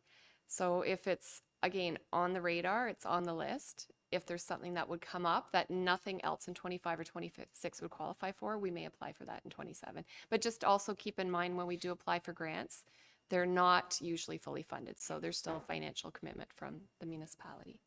And would it be safe to say if something came across the radar that was specific for accessible sporting facilities, then you would be made aware of CAO and you could We decide would that? absolutely consider that, yes. Perfect. And then we would bring a report back. So if it was something that came up in 26 and it was a grant that was very specific to that, we would come back and say that this is a good fit for that. Yeah, some of the grants are obscure and specific to certain things. Okay, so that's on the sledge hockey. Anything else on the items that were already brought up or anything to be added? I'd like to add one. This is one I've been intimately involved with. The batting cages for 2026. I think part of the reason it's going to 26 is just staff time. I believe Randy, Tina's here, but I think part of the reason we're pushing it off to 26 is staff time, and that's fine. It's a bit complicated because HMATA did give, I believe, $6,900 towards the batting cage. That's the cost of buying it. We did discover when we looked at installation, we are going to need a chain link fence around it, and I think with a roof on that as well. So discussions with the Hornets led to believe, well, if there's going to be basically a cage around it, they don't need the batting cage. Do you know what I mean? Like the batting cage of 7,000 is assuming like that is the cage, right? So it's got the netting and everything else. It's not as safe as what is being proposed through our risk management. So I think what we could look at, the cost would cap out hopefully at 33,000, maybe cheaper. It would make a lot more sense to take the money HMATA is giving and put that towards the cost of the fencing and creating the cage. So I think on that item, I would like to direct Tina and or Director Babineau to work with the Hornets on a cost sharing on that, because it doesn't make sense for them to buy a cage to put inside a cage. Do you know what I mean? Yeah, it'd just be a waste of $7,000. By putting the fencing up, they could still have the pitching machine and the facility installed, and we would save somebody $7,000. So that's something I can work with Tina and or Director Babineau on that. And Director Babineau, I'll speak to that. Thank you. Through you, Chair. So just for clarification, we're thinking that we don't need the softer netting inside the cage, but our concerns are, and Tina's probably going to jump down here to the hot seat, that the balls then come back at them very quickly. They do need that softer net inside. So the softer net absorbs the ball, so that needs to happen. What we've asked for is the chain link fence to be around it so that those, the softer netting isn't vandalized, ruined, disappearing. And then to protect anyone moving past there, because that's where people will be going to the toward the diamond. They'll be walking past there, so we need for safety purposes. So we still do need both, and I do believe that Tina's quote included both the chain link fence with the roof, chain link roof, as well as the softer netting. Tina, come on down. And when you say softer netting, you're talking about the entire unit is involved in that quote? Yes. Okay. So through you, Chair Morrison. So the quote that I have there is just only for the fence. There's no roof included. So it's only to go, to come out behind. So the Hornets will put their netting of what they want. And as the Director Babineau said, their netting is softer, so when somebody hits the ball, the netting's going to go whether which way. If somebody's walking by, there's a big risk of somebody getting hit by that net. So we need to put something to protect people walking by and protecting the ball. And if the net should have a hole in it, then at least there's a backup net to protect it if need be. But needless to say is that when you're walking by, you don't have somebody with a bat and a ball and a net coming at you. So this will block that. So that net will still go whatever way it wants to go. This would just protect and put safety around it. So it was just the side only. It'd be the same height of what's there now. That's with the with around Diamond F. So it won't look uneven or different. And it would be all sized around so that when they're in there, they can shut the door and then they have their full play. Okay, thank you. That makes tons of sense. I had a misunderstanding on what could and couldn't be done there, but I completely get where you're coming at. So we'll continue on and no need to discuss any further. All right, thank you, Tina and Simone. Okay, any of the other items that Director McKenzie brought up that warrant a discussion? We can get to the point pretty soon where we can put the amendments on the floor and discuss them there, but Councillor Clark? Thanks, Chair Morrison. I just wanted to get back to one of the comments that Deputy Mayor Armour made earlier. So we're talking about the health and safety specialist and the possibility of using consultations and adding that portion to the budget. So I'm not a big fan of that either, as Deputy Mayor Armour alluded to. I mean, I can only think of 1 or 2 times over the last 2 years of council where we've had an HR item come to this council where we were asked to, for an HR spend. So I'm a little bit reluctant to put $50,000 in the motion to add for consultation. I think, and that's very fair. And I think at the moment, we're not considering that. I think the moment the amendment would bring forward taking it out of the budget for 25 and 26. And I think we've acknowledged that most likely it'll come back for discussion at the 2026 reapproval stage. Yeah.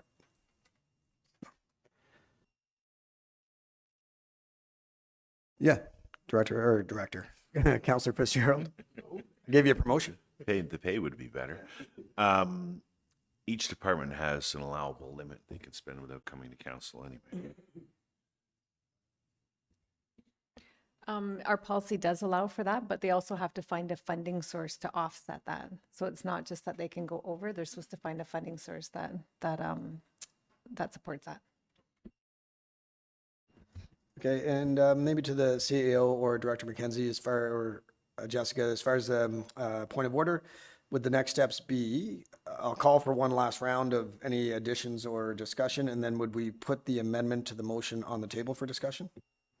I would love it if we could just have a quick 5-minute break. Thank you. Okay, so we're gonna do a, what time is it right now? We're gonna do an 8-minute break. And then we'll come back, and the plan is to have a last call for discussion items and then put a motion to amend on the table. Okay, thank you.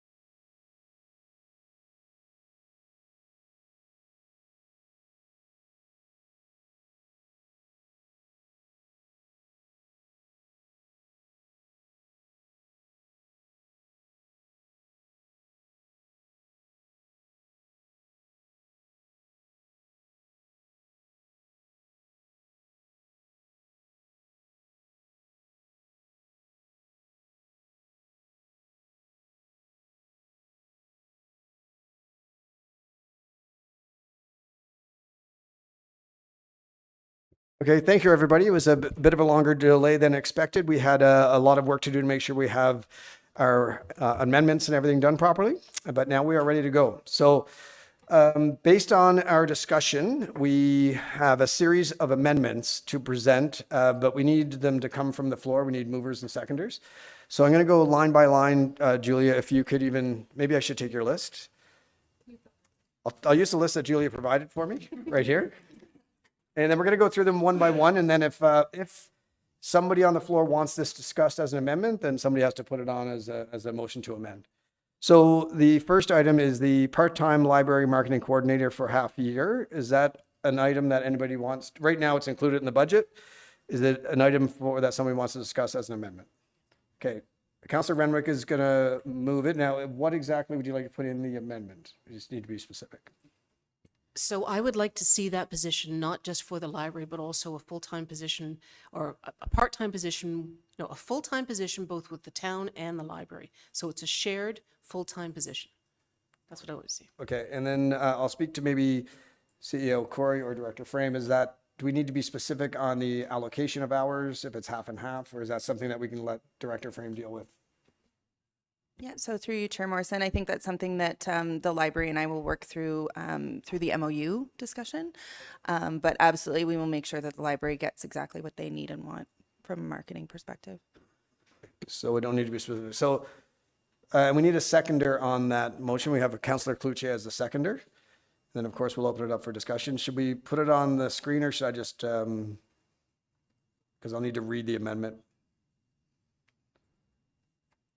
Bear with us. Our clerk is going to have a lot of things to do with these motions. But as Jessica gets going on that, the motion will be that we make it a full-time position to be shared between the library and the Town of Huntsville's marketing team. CEO Corey? Thank you, Chair Morrison. We will be putting 50-50 in the motion, so it's clear, so that library is clear that they're receiving 50% support. Okay, that's perfect. Deputy Mayor Armour. Thanks. And will that part of that be funded through the library reserve, that position at the beginning, as originally proposed? I believe that was the original thought, Director McKenzie. Just to clarify, the library's portion was already in there levy funded. So we didn't have any reserves just for the part-time position. So I would think that, I think in speaking with Director Frame, we would keep it, the reserves, or just keep it as is, but add the full-time position. But then in 2026, and we do have these items on here, the clerks have this, we would be removing,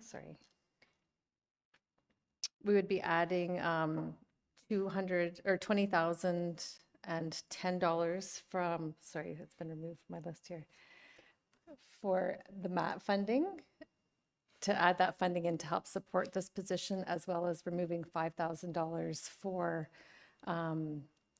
some design in marketing. That would be levy funded. Okay, and does this funding need to be itemized in the amendment? We do have it itemized in the amendment. It is already, okay, perfect. They're already ahead of us. David's going to come down to the hot seat and have a couple comments. A follow-up for through you, Chair, to Armour's, Councillor Armour's, Deputy Mayor Armour's question. Just so we're clear, it wasn't just like I presumed, and Riva, you can step in if I'm wrong, that essentially it was to be funded at that point in time, be putting in the town's essentially umbrella of budget and not the libraries. But I don't know if there's something else to be worked out, or if there's another open discussion regarding how IT's shared services costs are done, and that's something that would have to be worked out and figured out, so that if there is a again, we pay a certain chunk into the shared services, what that would look like, and making sure that that is put in the budget for 2025's levy and 2026 essentially for the library's budget. So. And I think to Deputy Mayor Armour's comment, I think there was, on the original list, it did show an amount coming from the library board's reserves. So I think that's where I'm a bit confused as well.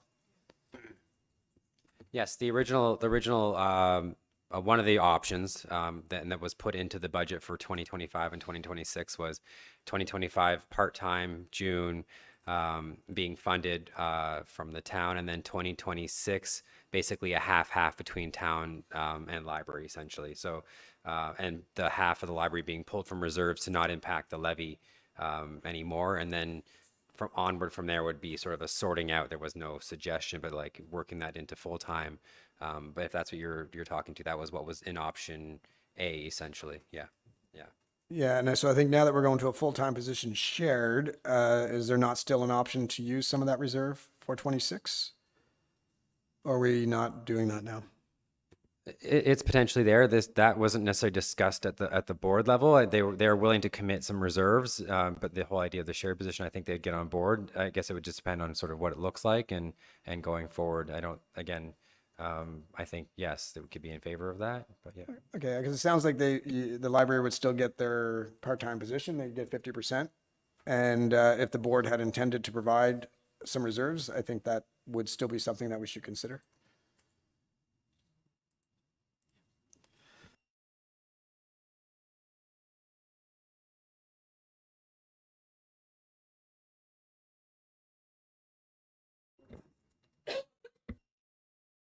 We're just adjusting that amendment and we'll bring it back up on the screen.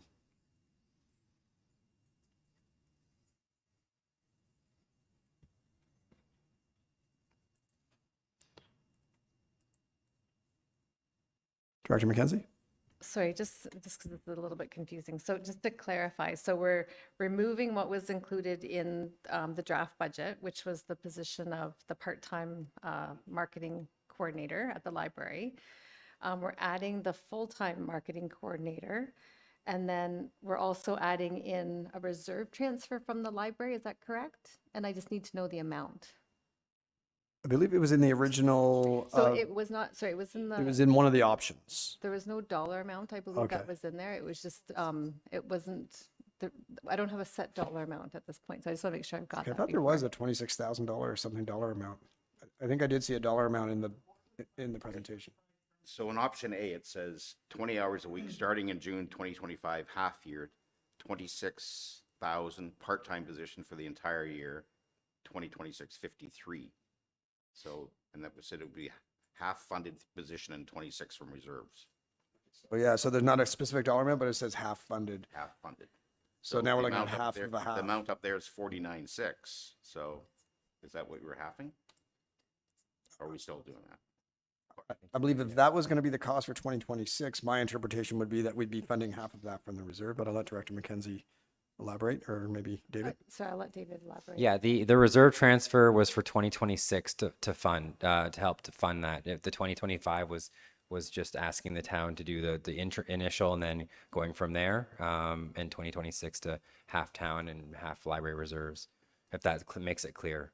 So there's no, and because Director Frame was asking, there's no reserve transfer for that position in the library's budget for 2025. Yeah, so it sounds like what that would be doing is making the cost to the town the same for both 25 and 26, because you would be funding half of it in 26. Yep. So I think we continue on with that and have, if you want to put a dollar amount on it, it'd be half of 49.6 being funded from the reserve in 2026, which we should probably put in there, I suppose. Director McKenzie? So the total cost of the position for 26 would be 106.60. So I would take 25% of that. Is that correct? But knowing that what was passed at the board was just half of that number. So I think instead of 25% of the 106, I think, so David doesn't get in trouble with his board, we'd probably do 50% of the 49,600. Does that sound right? Sorry, I was discussing things with Reva here. Oh, I wasn't fully keyed into the question. My apologies there. If you could repeat that. Yeah, you guys were working on that. So basically what we were just chatting about, the full-time position would be $106,000. So easy math would be 25% of that, but that would be more than half of this. And I know at your board level, you just agreed to fund half of the 49,600. So I thought we should stick at that. Yeah, and on that note, though, there was discussions that, in order, because the original thoughts on this option was that, in 2027 to potentially make that position more of a full position, that potentially even helping out there with reserves.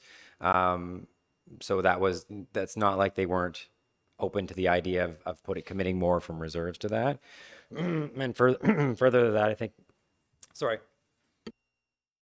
is that we were discussing, Reva and I, having it very similar, of course, to the IT shared services and reserve transfers. So whatever that might look like, essentially going forward to fund this full-time position, 50-50, having that reserve transfer set up in whatever year that would come to the sort of fruition, which I guess would be 2026, essentially.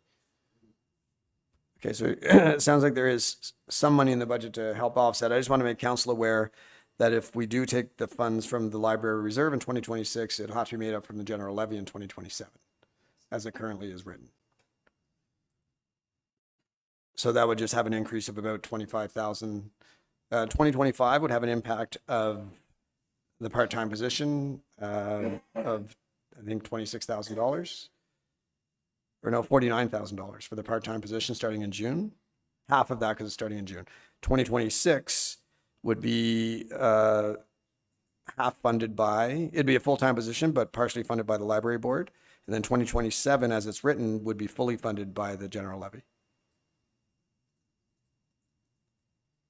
Just so we know what we're voting on. And of course, this is open for discussion. This is what Councillor Renwick is putting on the table. It could be modified, discussed, and changed.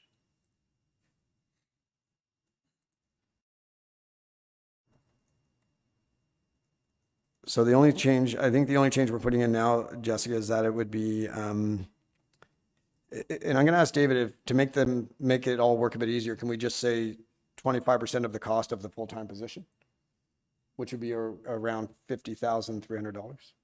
No, $25,150. Are you talking 25% when? Sorry, which year?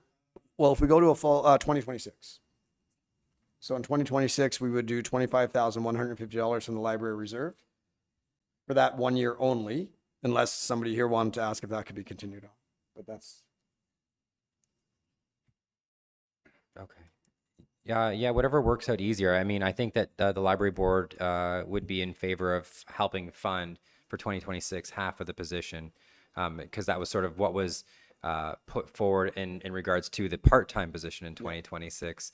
And again, I can't speak on behalf of the board, but to reiterate, the full-fledged discussion was to even help further, not to deplete reserves, but to help make this position more full going forward after 2026. So I think it'd be reasonable to infer that, that the board would be willing to commit in 2026 to helping fund half of that position, basically that full-time position, and then hopefully working that into the levy so that we wouldn't have to rely on the library's reserves necessarily, or working it into the library's budget as a reserve transfer like we do for IT.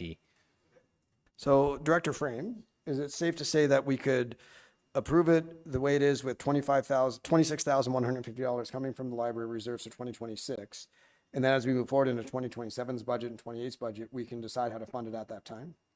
Okay. Yep. Okay, so for 2027, we'll be having discussions on if we can still pull from reserves, library reserves, or if it's fully funded from the levy. But we are committing to the position as the amendment is worded today. So I'm going to open up for discussion on this item only. Yep, pull it back up there. Director McKenzie has something to say first. We just have a lot of numbers being thrown out, so could we just have 2 minutes just to look at it? You can definitely have 2 minutes just to look at it. CEO Corey, while we're waiting for that, should we wait on discussion until it's done? The issue is as our deputy clerk is focusing on that, so she's not able to support the discussion, so I would respectfully. Well, hold on. Yep, that sounds good.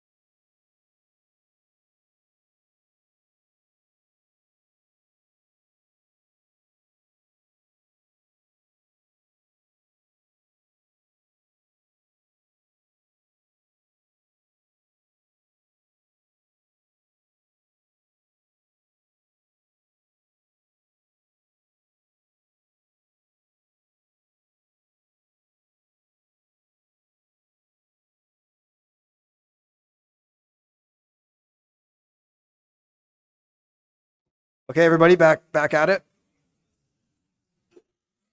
Okay, so we're gonna have a discussion now on this amendment, and it's up on the screen now. So I'm gonna read the amendment just so everybody goes through it. It is moved by Councillor Remick, seconded by Councillor Cloutier.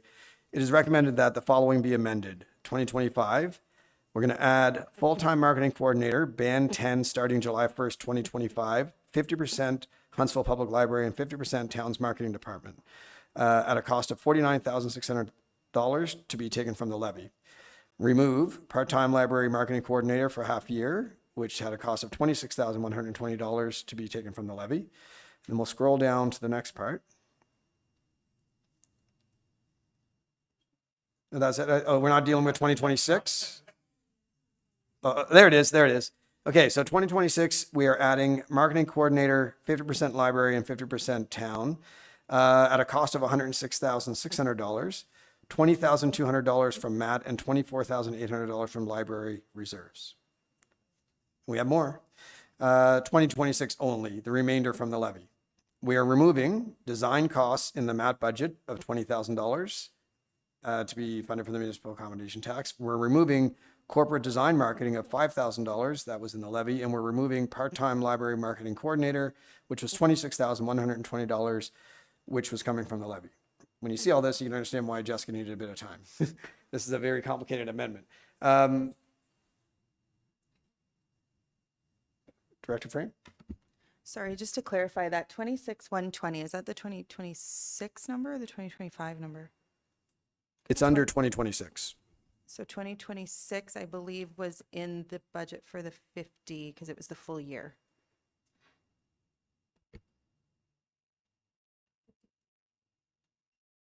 Okay, we'll get that adjusted. Julia's going to do that. Perfect. Now that that is on the table, I'll open up for discussion. Councillor Stone? So the 20,000 coming out of MAT funds, I thought we tapped out MAT reserves for the past 2 years, for the next 2 years. It looks like we're removing one and putting it somewhere else, but I'll put it to Director Frame. So through you, Chair Morrison. So the idea for funding this position is that we could get rid of third-party design costs. So we would be funding $20,000 of this position through the MAT, but taking out contracted services cost of $20,000. So the MAT is not any worse off than it was before. Good question, Councillor Stone. CEO Corey? Thank you, Chair Morrison. So there's a lot of numbers that are in and out and in and out. Julia, can you advise committee what the total impact on the levy will be for moving forward with this position? I think that's an important number for everybody to have. Yeah, and it should maybe be discussed just a lot for of both info. years, and even the impact on, like, the impact on 2027 will be easy. It's $106,000. But 25 and 26 would be good for clarification. The impact of 25 is about 23,500, and the impact for 26, actually, the impact for 26 will be less now because we have the reserve transfer, sorry. It'll be about $1,000, $1,500. For 26. Oh, the increase. Yeah. From, the impact on the levy. Yeah, with the reserve transfer from the library. Okay.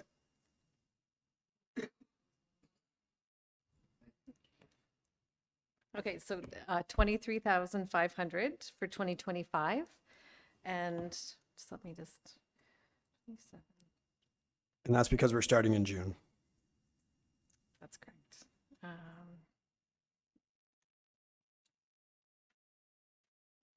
Sorry, $3,100 for 2026 will be the increase. 3,100 for 2026 is the increase because we're taking money from the library reserves, but it's a full year part-time position. And just if I may add, Mr. Chairman, that we are optimistic that there'll be more of a positive impact once we can determine how we can leverage the position. Correct. Yeah, there could be some revenue offset. And then just because we have to always think about forward planning, the cost in 2027 will be $106,000, but not the increase to the levy. So the increase will be the difference of 106 and 49. It'll be about $56,000 increase in 27. So I believe the increase in 27 should only be the difference of the reserve transfer. So we won't have the reserve transfer in 27, but, so it would just be the 24, 800 would be the difference for 27. But again, I think as Director Frame alluded to, they're looking at some revenue offset, so that would hopefully offset that. And potential help from the library reserve as well. But I think if we're only increasing the levy by 3,100 in 26, that's a far cry, even with the MAT funding. It's still, I don't see how we're getting to 106 for 27. So the 106 is, so it's the difference between the two. So it's actually about a $50,000 increase between 25 and 26. And then that's also offset by the $20,000 in MAT funds and the $5,000 for reduction in the marketing. Okay, that makes sense. So we're And keeping the the MAT reserve. funds in there, taking out the library reserve potentially. Yeah. But there'll be a discussion on whether or not that stays in or how we get support from the library. So the potential impact on 27's levy would be around $26,000. Okay. Is that clear as mud, everybody? It's a lot of numbers, but this shows how important this is. We want to drill down to every last detail so you know exactly what you're voting on. So Director McKenzie, I just want to lay this out there and correct me if I'm wrong. We're going with a position starting in June. That is a full-time position. That is shared 50% to the library, 50% to the Town Council's marketing department. Correct? That's what's in the motion right Okay. now. Yeah. And then in 2026 is full-time for the entire year, and we're getting some funding from the library board reserve. And then in 2027, it's still the same position, but there potentially isn't any funding from the library reserve. So that's what we're looking at right now. So with that in mind, if anybody has any more questions just on the clarification, do that first, but otherwise we'll get into discussion on the motion. And keep in mind, you can amend this. You can do whatever you want with this. This is the time for that chat. Anybody want to discuss this motion? Councillor Schumacher? Thank you, through you, Chair Morrison. What would be, I guess, looking at the cost if we didn't do the half a year in 25 and just started this full-time in 2026? Oh. I thought you would save the money, of course, in 2025. It'd be a bigger impact on the levy in 26 to the tune of about $26,000.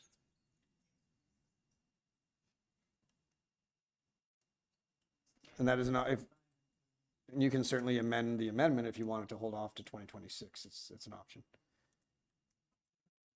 Okay. Any other discussion on it? Because we should move forward. Okay.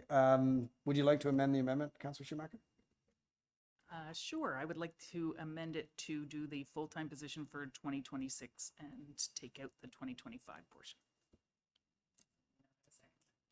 Okay, do we have a seconder for that amendment to the amendment?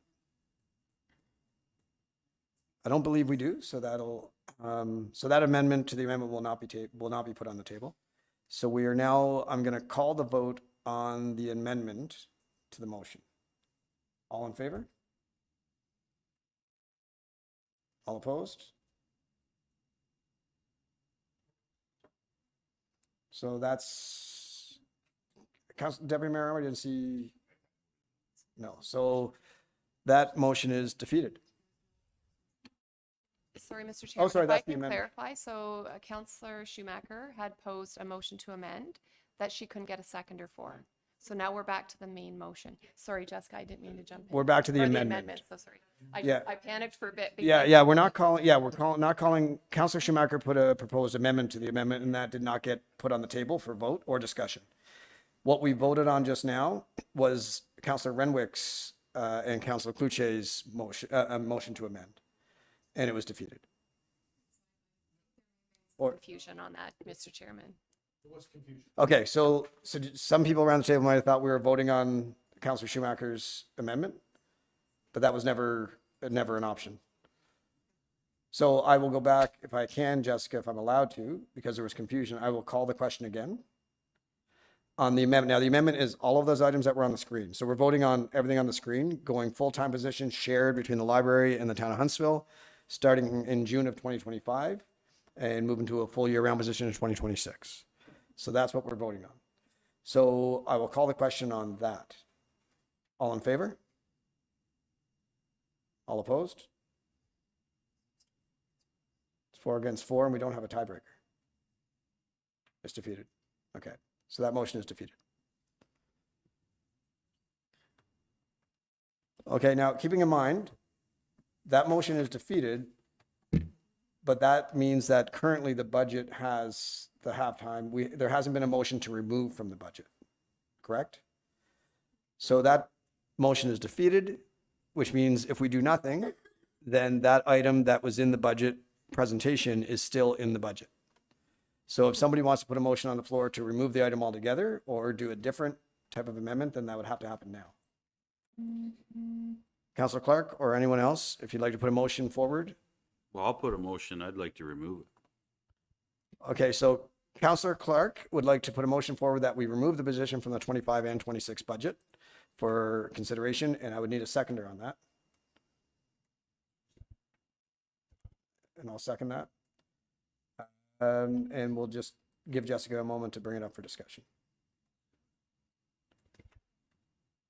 Director Clay is going to tell me what we're doing wrong. Thank you, Chair Morrison. If you want to second the motion, you'll have to leave the chair. Councillor Schumacher is going to second it. Is that okay? Yes. If not, I could go back to, I could just give the chair to Helena. Totally your call. It's up to you. I will give the chair to Helena just to make sure we're fully following protocol. So I will second the motion. I'm going to pass the chair to my co-chair, Helena Renwick. Thank you for that. So we have a motioner and a seconder to remove that item from the list of the budget. Any discussion? Councillor Schumacher. So if we're removing it, is it removed completely or can it be brought back at the 2026 discussion for putting this position forward at that time? That's a good question. We are looking at a 2-year budget, so does it take it off the table for both 25 and 26? Director? So the budget does have to be reviewed again for 2026. So at that time, council could suggest putting it back in. Are you suggesting that, Councillor Schumacher? I'm okay with that suggestion at the time of 2026 when we do review it, but yes, looking at removing for 25. Is there any other discussion or comments? Sure. Just let Jessica get it up on the screen.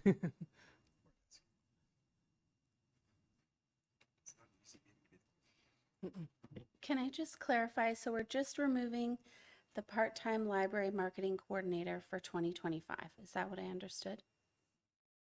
And 26.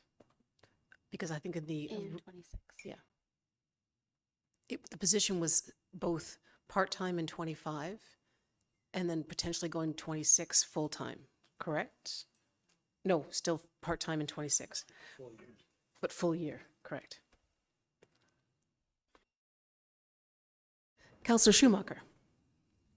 I guess that is the piece that I need the clarity on, because we've talked about these positions and they're 2-year positions, but we do renegotiate in 26. So there is potential for these positions, even if they're knocked down today, to be brought back up as an option in 26, correct? Go ahead, Julia. Did you want to comment on that? Yeah, so again, we can change the whole budget in 2026. The intention is for this year is to do a multi-year so that we can plan ahead. So one suggestion that we could make is if somebody wanted to put forward the motion to only take it off in 2025 and then leave it in 26, and then we're at least planning for that. That could be one option. Does anyone want to make that motion?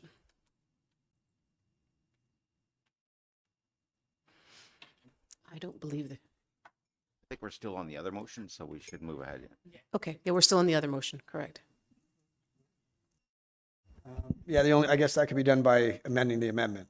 You know, if somebody wanted to amend our motion, they could change it. CAO, Corey. Thank you very much, Councillor Renwick. Or Chair Renwick. To the point about, is it something that we can consider in 26? The intention of a 2-year budget is what we know today and what we believe will be happening in 25 and 26, we should reflect in the budget. So if there's a desire to consider it in the 26 budget, I would suggest that that be discussed today. It doesn't preclude you, though, when the budget comes back, to have that further discussion. But the intent of a 2-year budget is to try to have as much in the budgets as we can, because again, it helps impact the levy and tax impact for our residents over a 2-year period.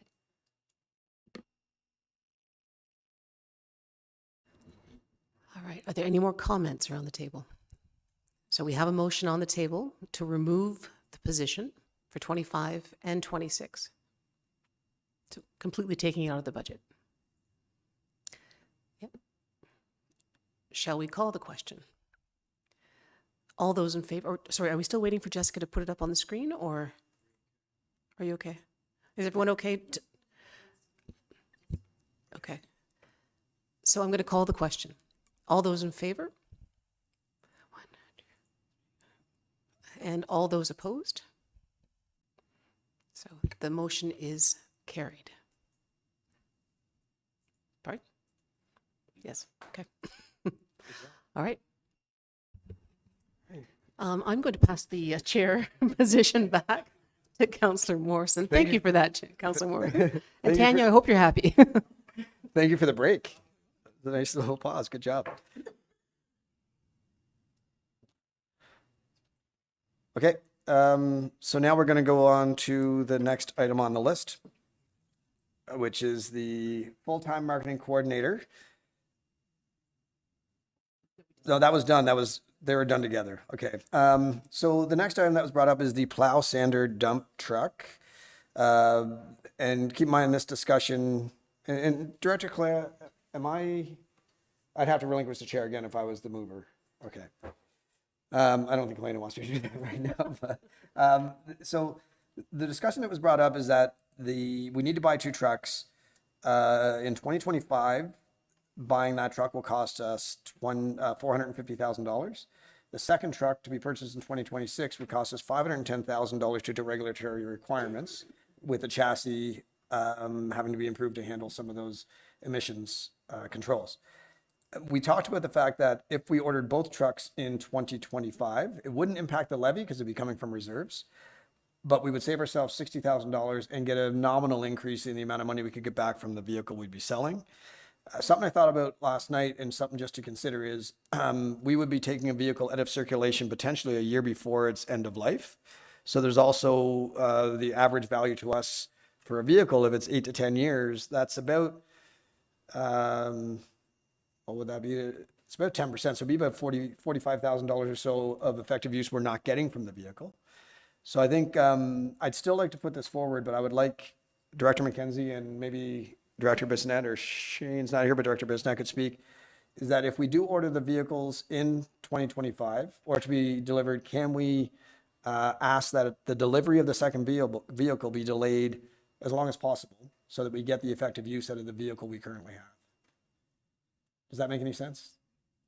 So I guess what I would like to do is I'd ask, is there anybody on the table in lieu of myself that would like to put that motion on the floor? And if not, there's no discussion. So Deputy Mayor Armour will move it. Anybody want to second it? Councillor Stone. And specifically, what would you like to put in there? So these trucks are coming in 2025, correct? So can we purchase one in the first 6 months of the year and purchase the other one in the next 6 months of the year? So they both are purchased in the same year for the same price, and just have the second delivery come in 26. Is that okay to answer? We can certainly put a note to the manager of the fleet to do that when he is looking at the purchases. And in this So I think that would motion, facilitate that, us using the same truck. Yeah. And it would come in later in 26 probably. and can we be that specific in the motion, CEO Corey or Director Kalea, as far as we want the vehicle purchased in 2025, if it can be delivered in 2026, something we can ask Councillor Cluche, and then Director McKenzie. Through you, Chair, even if you want to get the full lifespan of that vehicle that we're replacing, the second one, you can still use it all winter because the amount of value that you're gonna get from it and when you go to sell it in January to April, when they all sell in August at a sale or something. So you might as well just run it right through and still have the other two, but run that one that you're replacing, run it all winter.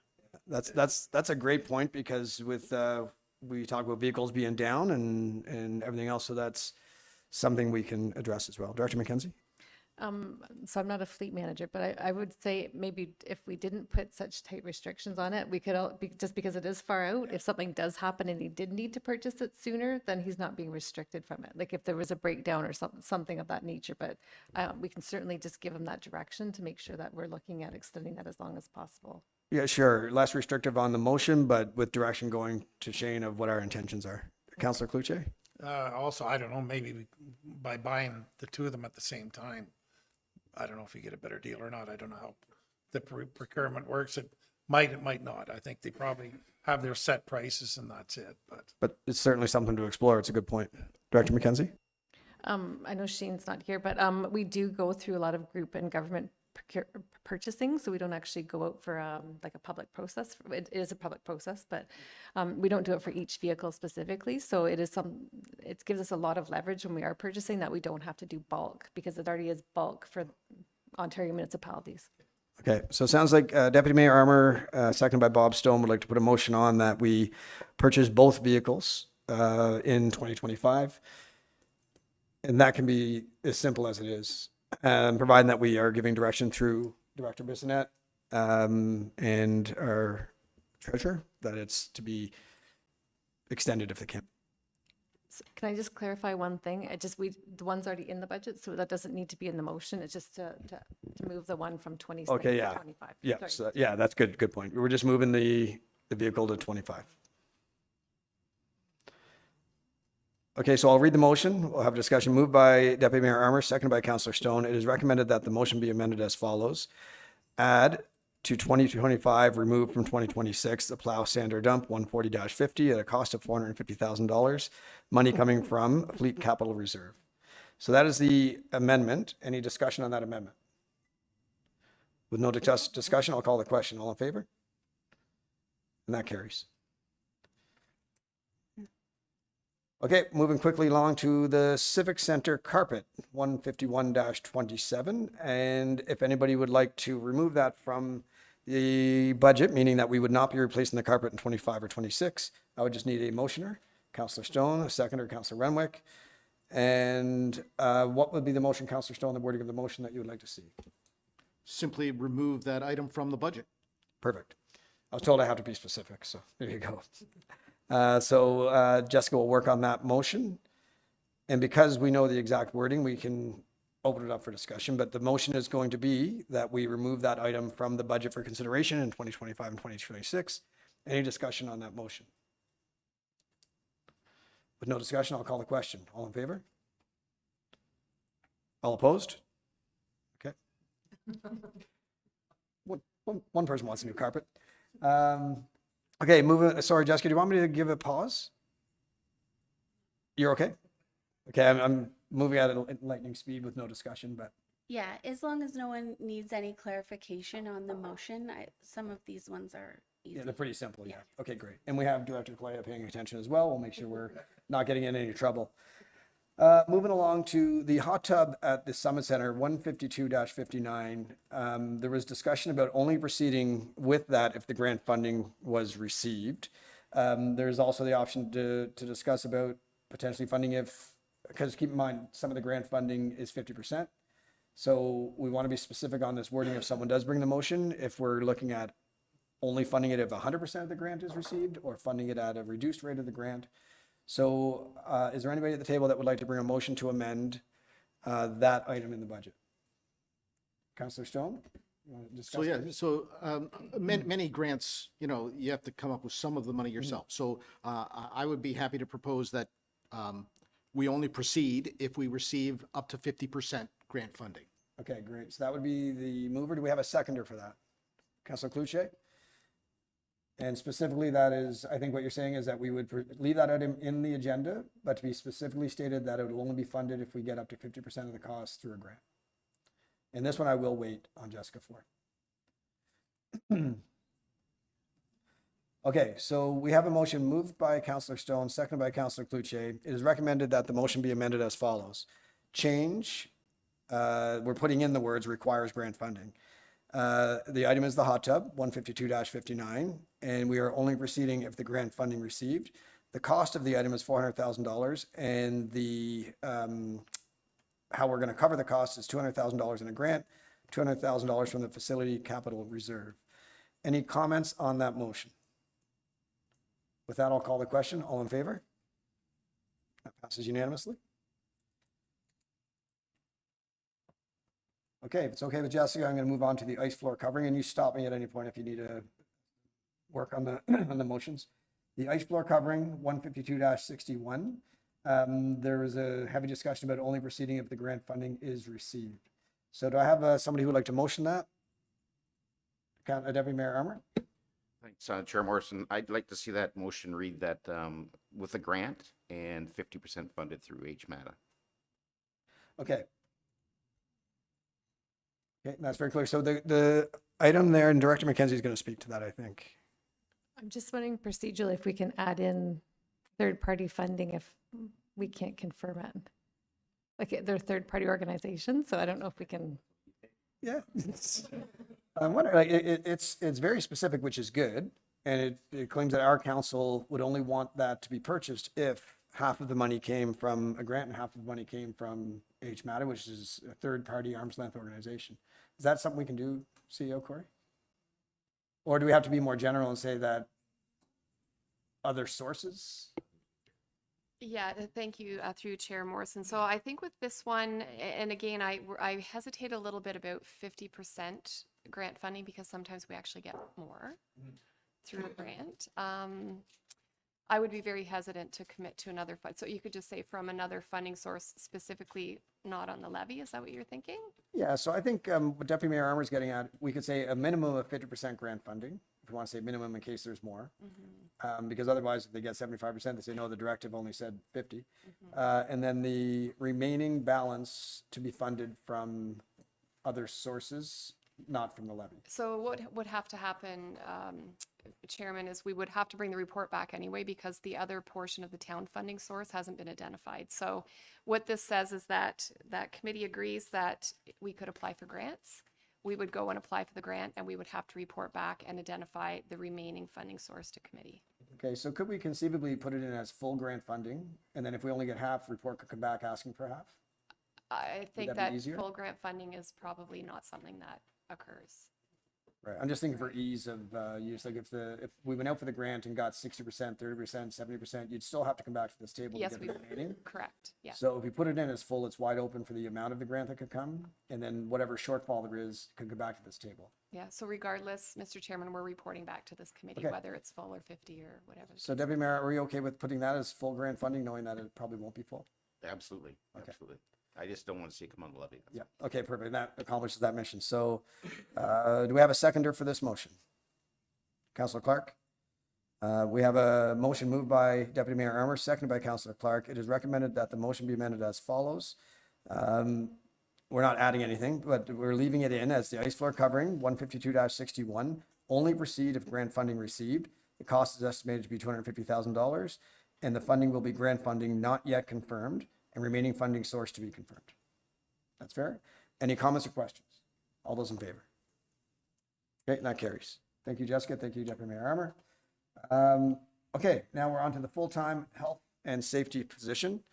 Do I have anybody that'd like to put a motion on the table to have that discussed, amended, deleted from the budget? Councillor Clark will move it, and I'll have you discuss what you want proposed. Yeah, I'd like to have a motion on the table to remove it from the draft budget. For both 2025 and 26? Correct. Okay, do I have a seconder for that motion? Councillor Renwick? And we can discuss it while our clerk gets things going. It'll be a motion to remove the full-time health and safety position from budget consideration for both 2025 and 2026. Any comments on that motion to amend? Okay, Deputy Mayor Armour.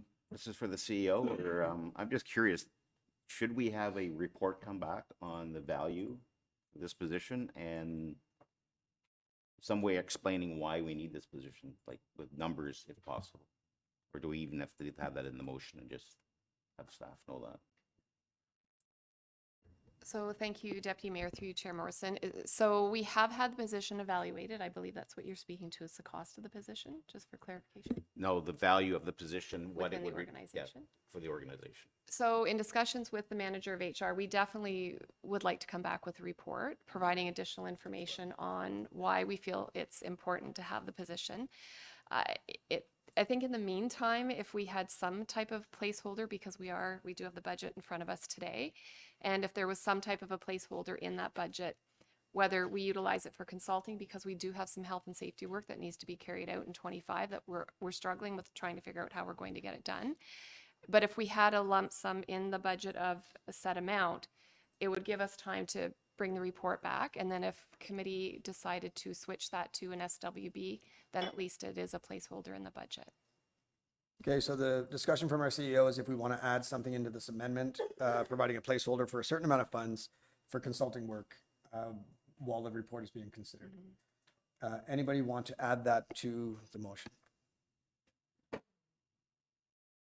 Councillor Schumacher, you want to discuss that? I want to discuss it. I don't want to add that, but I guess I'm willing to have take it out for 25 and have the report come back and discuss it for 2026 is kind of what I'm thinking. Yeah, and I think that was the spirit of the discussion, is that we're fully expecting it to come back in 2026 with a report. What CEO Corey is discussing is that there is going to be some money needing to be spent in that department at some point during 2025. And are we willing to put some money aside for that?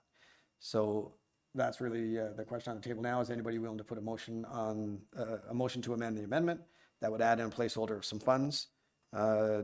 Councillor Cloutier, you would like to put that forward?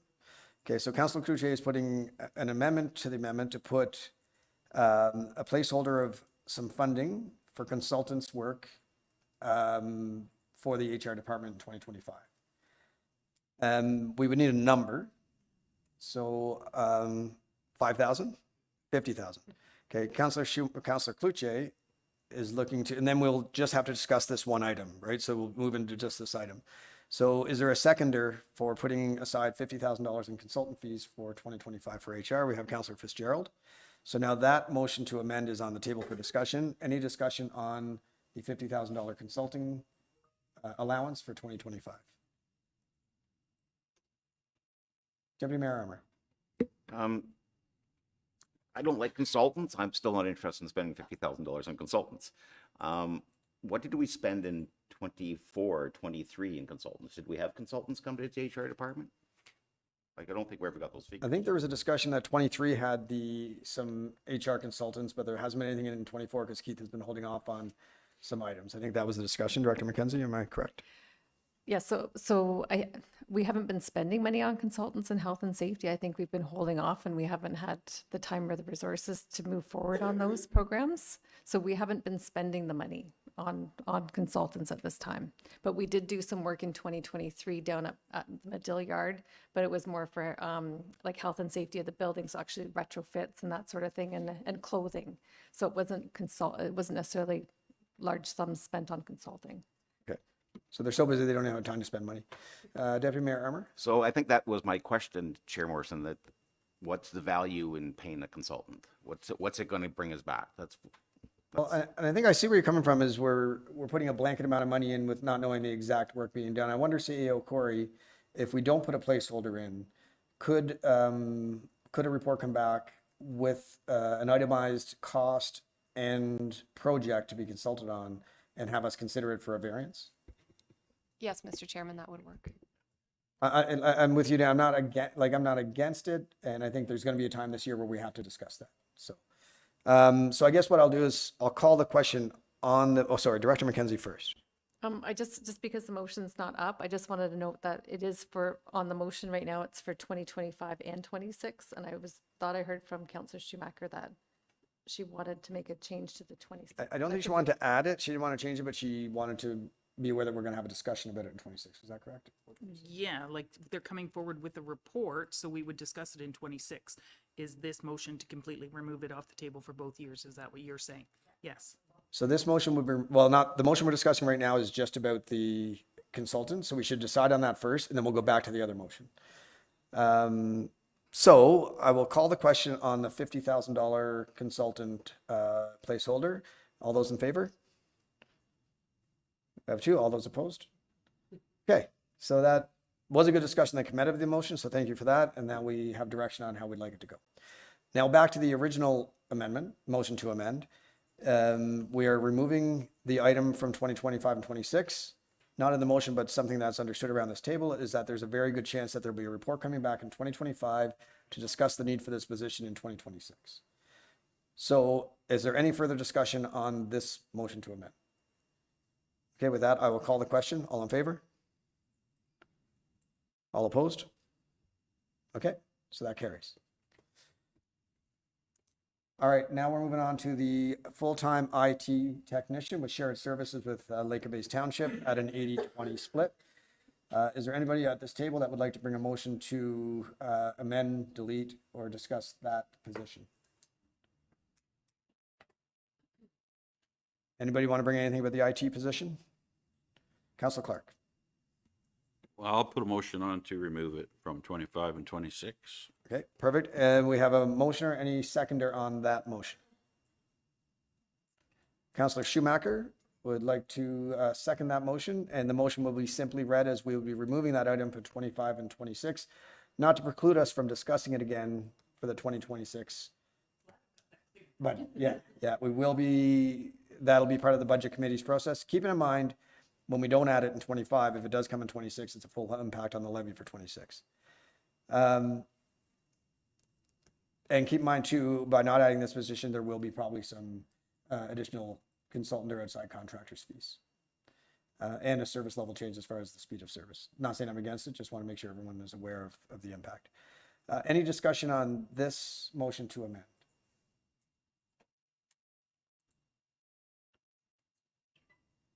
Councilor Fitzgerald? No? Okay. Okay, this is the motion. We are removing the full-time IT technician at a cost of $101,000.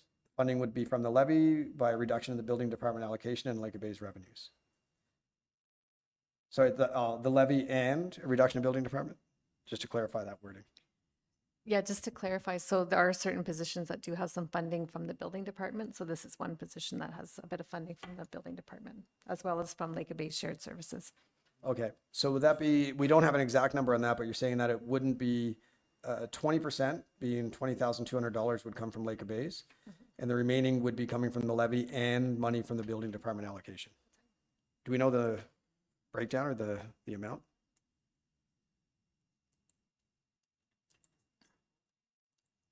This would be both years, yeah. Oh yeah, so Jessica, we can put 26. Good catch, Councilor Schumacher.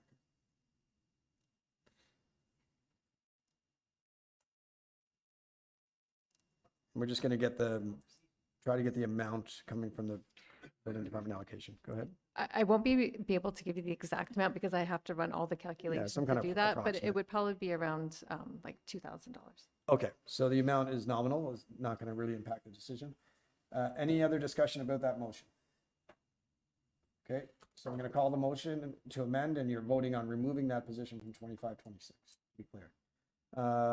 All those in favor?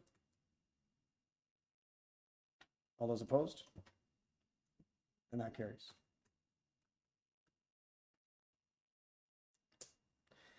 Okay, we are now through the items that were listed for amendments. Is there anything else before? We're going to do a small break to let our finance team come up with what this does for the impact on the levy.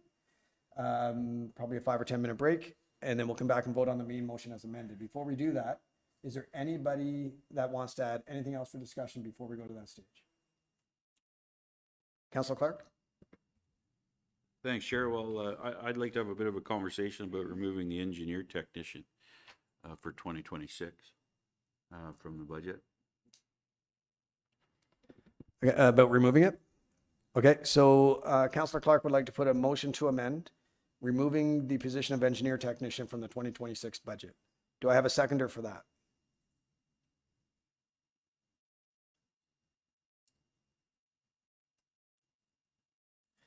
I'm going to second it to get it on the, okay, yeah, so then you don't have to take over his chair. Sure. No. But yeah, Yes. yeah, okay, I will so, second the motion, just okay. to get on the floor. Let's talk about it. yeah, we should have a discussion about that position, and I think I'd invite Director Bissonnette if he wants to. I know you gave a really good rationale for why the position is needed. I don't want to have a further discussion before it's voted on. You're okay? Okay, so what Director Bissonnette said earlier carries that there is a lot of time being used from our engineer team on planning and a whole pile of other things that we could use a third engineer.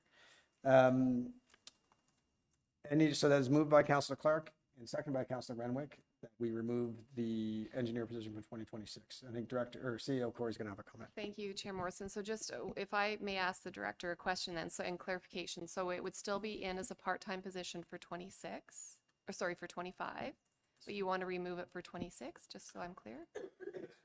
I don't think there is a There's part-time. a student position, but the thought was that student position would probably turn into the full-time position in the next year. Yeah, nothing specifically mentioned about that. So though. then if we're removing the full-time position for 26, would you be interested in the student position for 26 as well? So we had that for both years?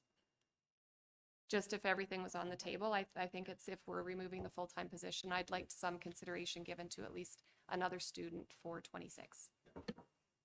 Yeah, through you, Chair, I agree 100% with that.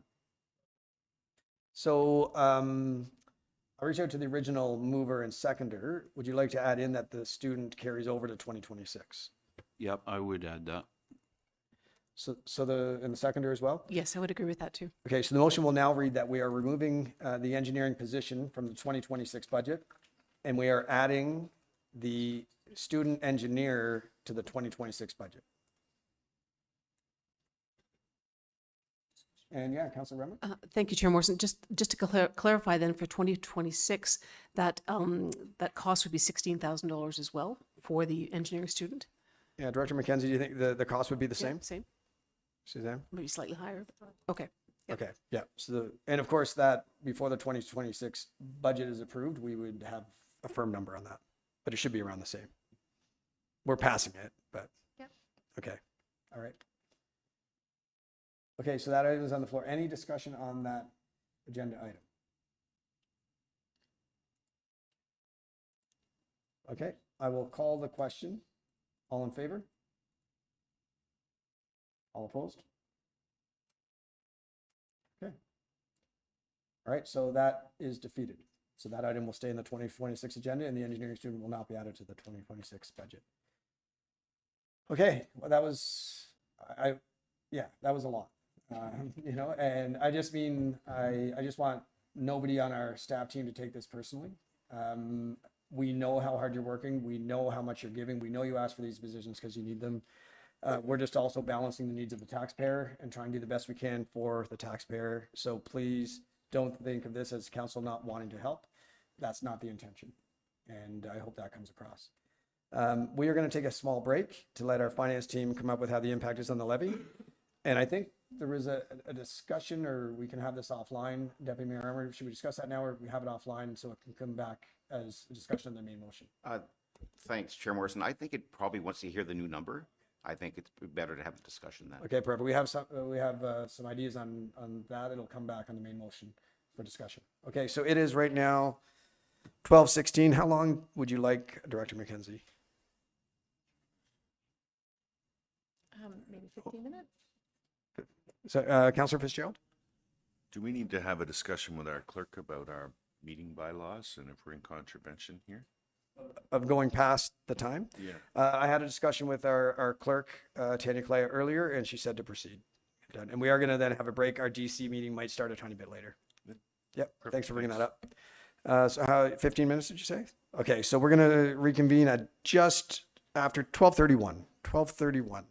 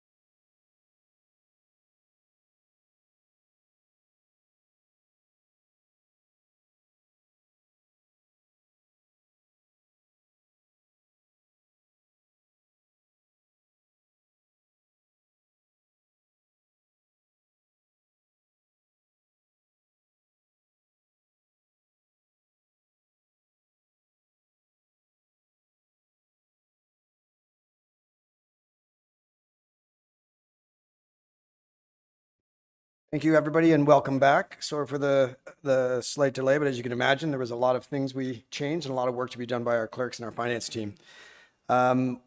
We are now back to consider the main motion after our amendments that we passed prior to the break. And I pass it over to Director McKenzie to discuss what the impact of those changes will have on the levy.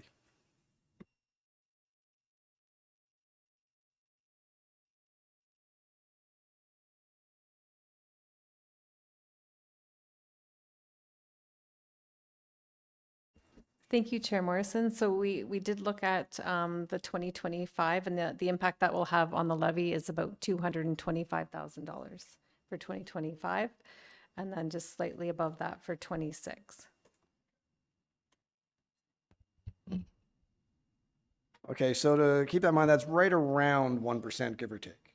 So we're looking at the reduction currently as it sits in the levy for 2025 of right around 1%.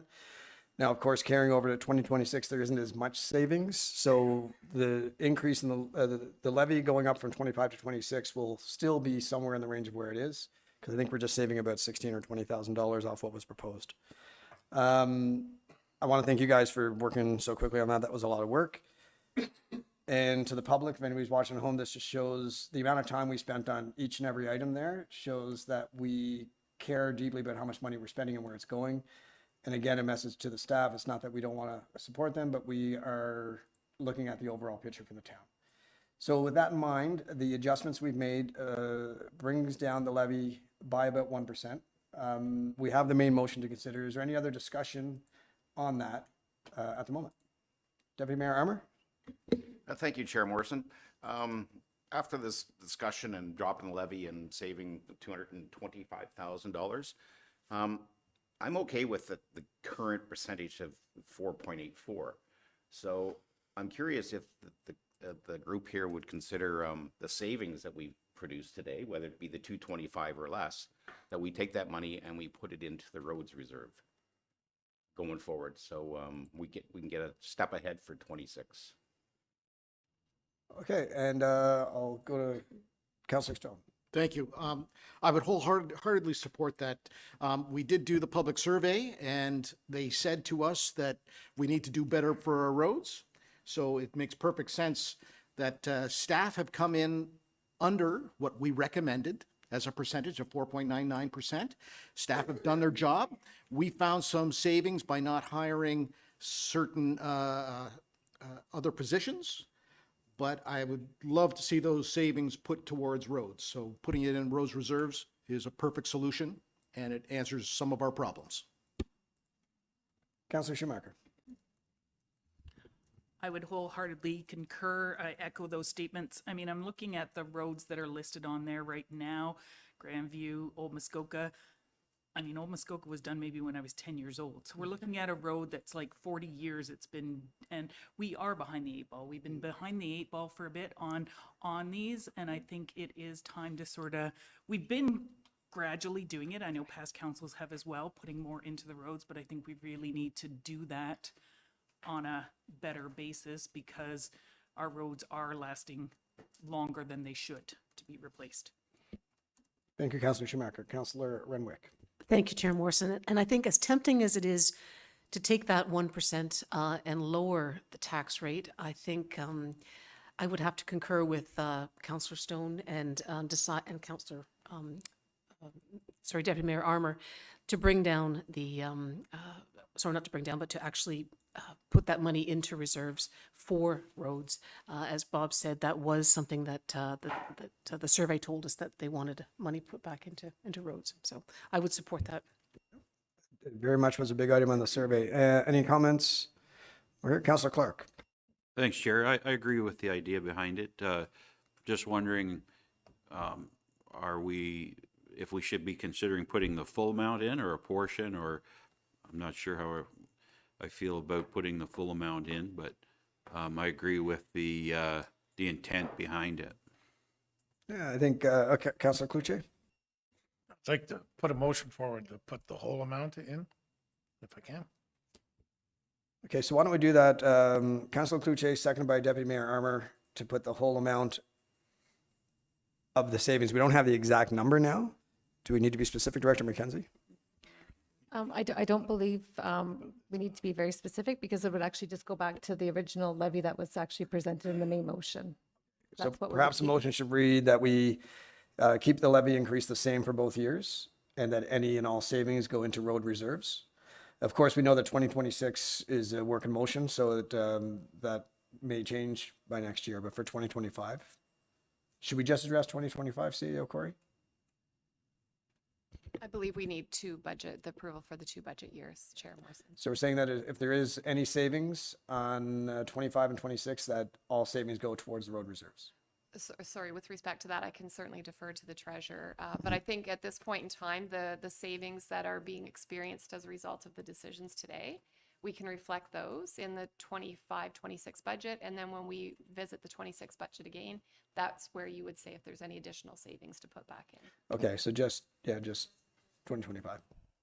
Sound good, Director McKenzie? That's good.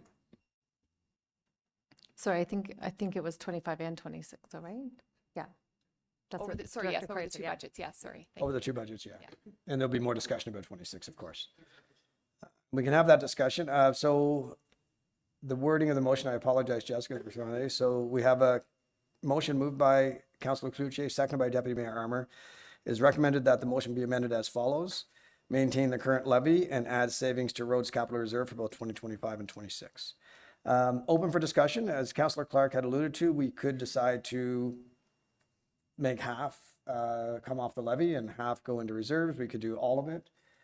We do know that the public wants more roads done, and the public needs to know that our operations team is amazing. They would love every single road done right now if they could, but it comes down to money. And we are putting millions of dollars a year away more now than we were, but a road from 10 years ago cost more than double to repair today. So it's almost hard to even keep up. So I think this is a very good step, and I appreciate your bringing it forward, Deputy Mayor Armour and Councillor Cloutier. And I just open up for discussion on the motion. Any discussion? Okay, with that, I will call the question. All in favor? And that carries. Awesome. So now that is the end of the amendments. Do I need to read the original motion, Jessica, or can I call the main motion as amended? Put it on the screen for a quick read before you guys vote, because that was a couple weeks ago, feels like. Yeah, that one. Yeah, that one.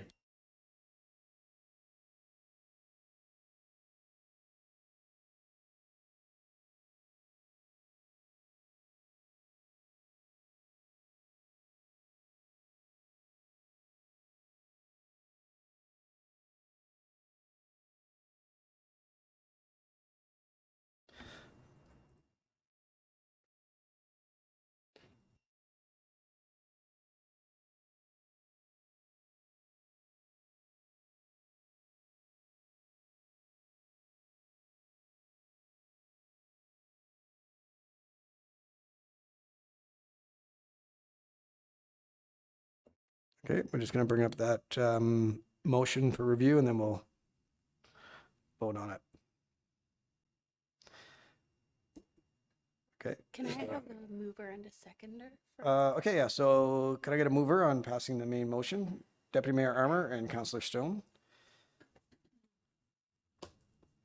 And give you a minute to read that part and then we'll move up a bit. There we go.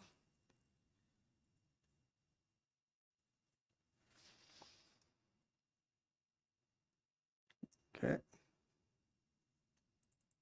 If anyone wants it to slow down, just let us know.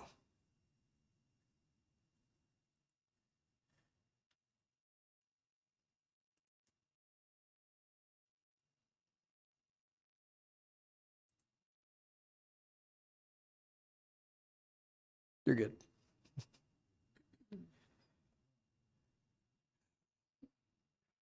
Yeah.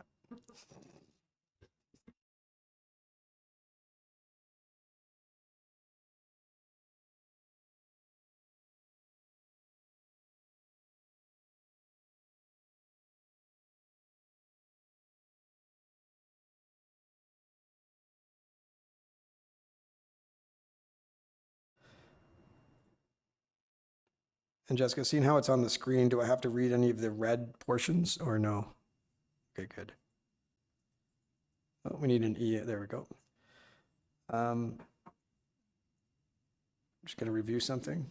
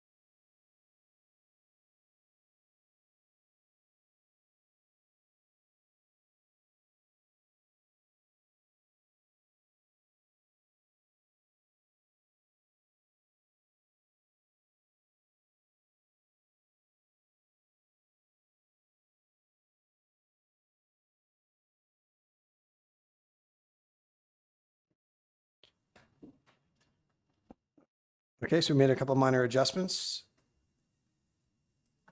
So that's a 2026 number. Our CEO and Director of Finance have reviewed. Has everyone had a chance to review the motion? Okay, with that, I'm going to call the question. All in favor of the main motion as amended? That passes unanimously. I would like to thank a lot of people on this one. It was quite a process. It started early and a tremendous amount of hours went into it. The senior leadership team, management, all the staff that were involved that even helped form the budget process, our CEO and Mayor, Deputy Mayor, Councillor Renwick and myself being on the committee. It was really a good process. I think if you saw what happened today, you saw us at work trying to balance the needs of the corporation with the needs of the taxpayer. And I'm pretty proud of what we've done. Thank you to everybody, and I'm going to pass it over to Deputy Mayor Armour to close out the meeting. I am going to suggest our DC study meeting will be a little bit later on, but I'll let you can chat with Tanya about that. Thanks, Chair Morrison. I also want to say thank you to you for running the meeting the last couple of days. Amazing. Great job. Keeping us all where we're supposed to be. So, and for the rest of the team around the table. So we have no closed session and we have no business arising. So we'll move on to that. And I do have a motion moved by Councillor Fitzgerald, moved by Councillor Schumacher. It's recommended that we do now adjourn at 1:04 p.m. And we are going to reconvene in 30 minutes to go over the DC next portion of the meeting. Okay? Excellent. I'll call the vote. I'll call the question. All those in favor? Good.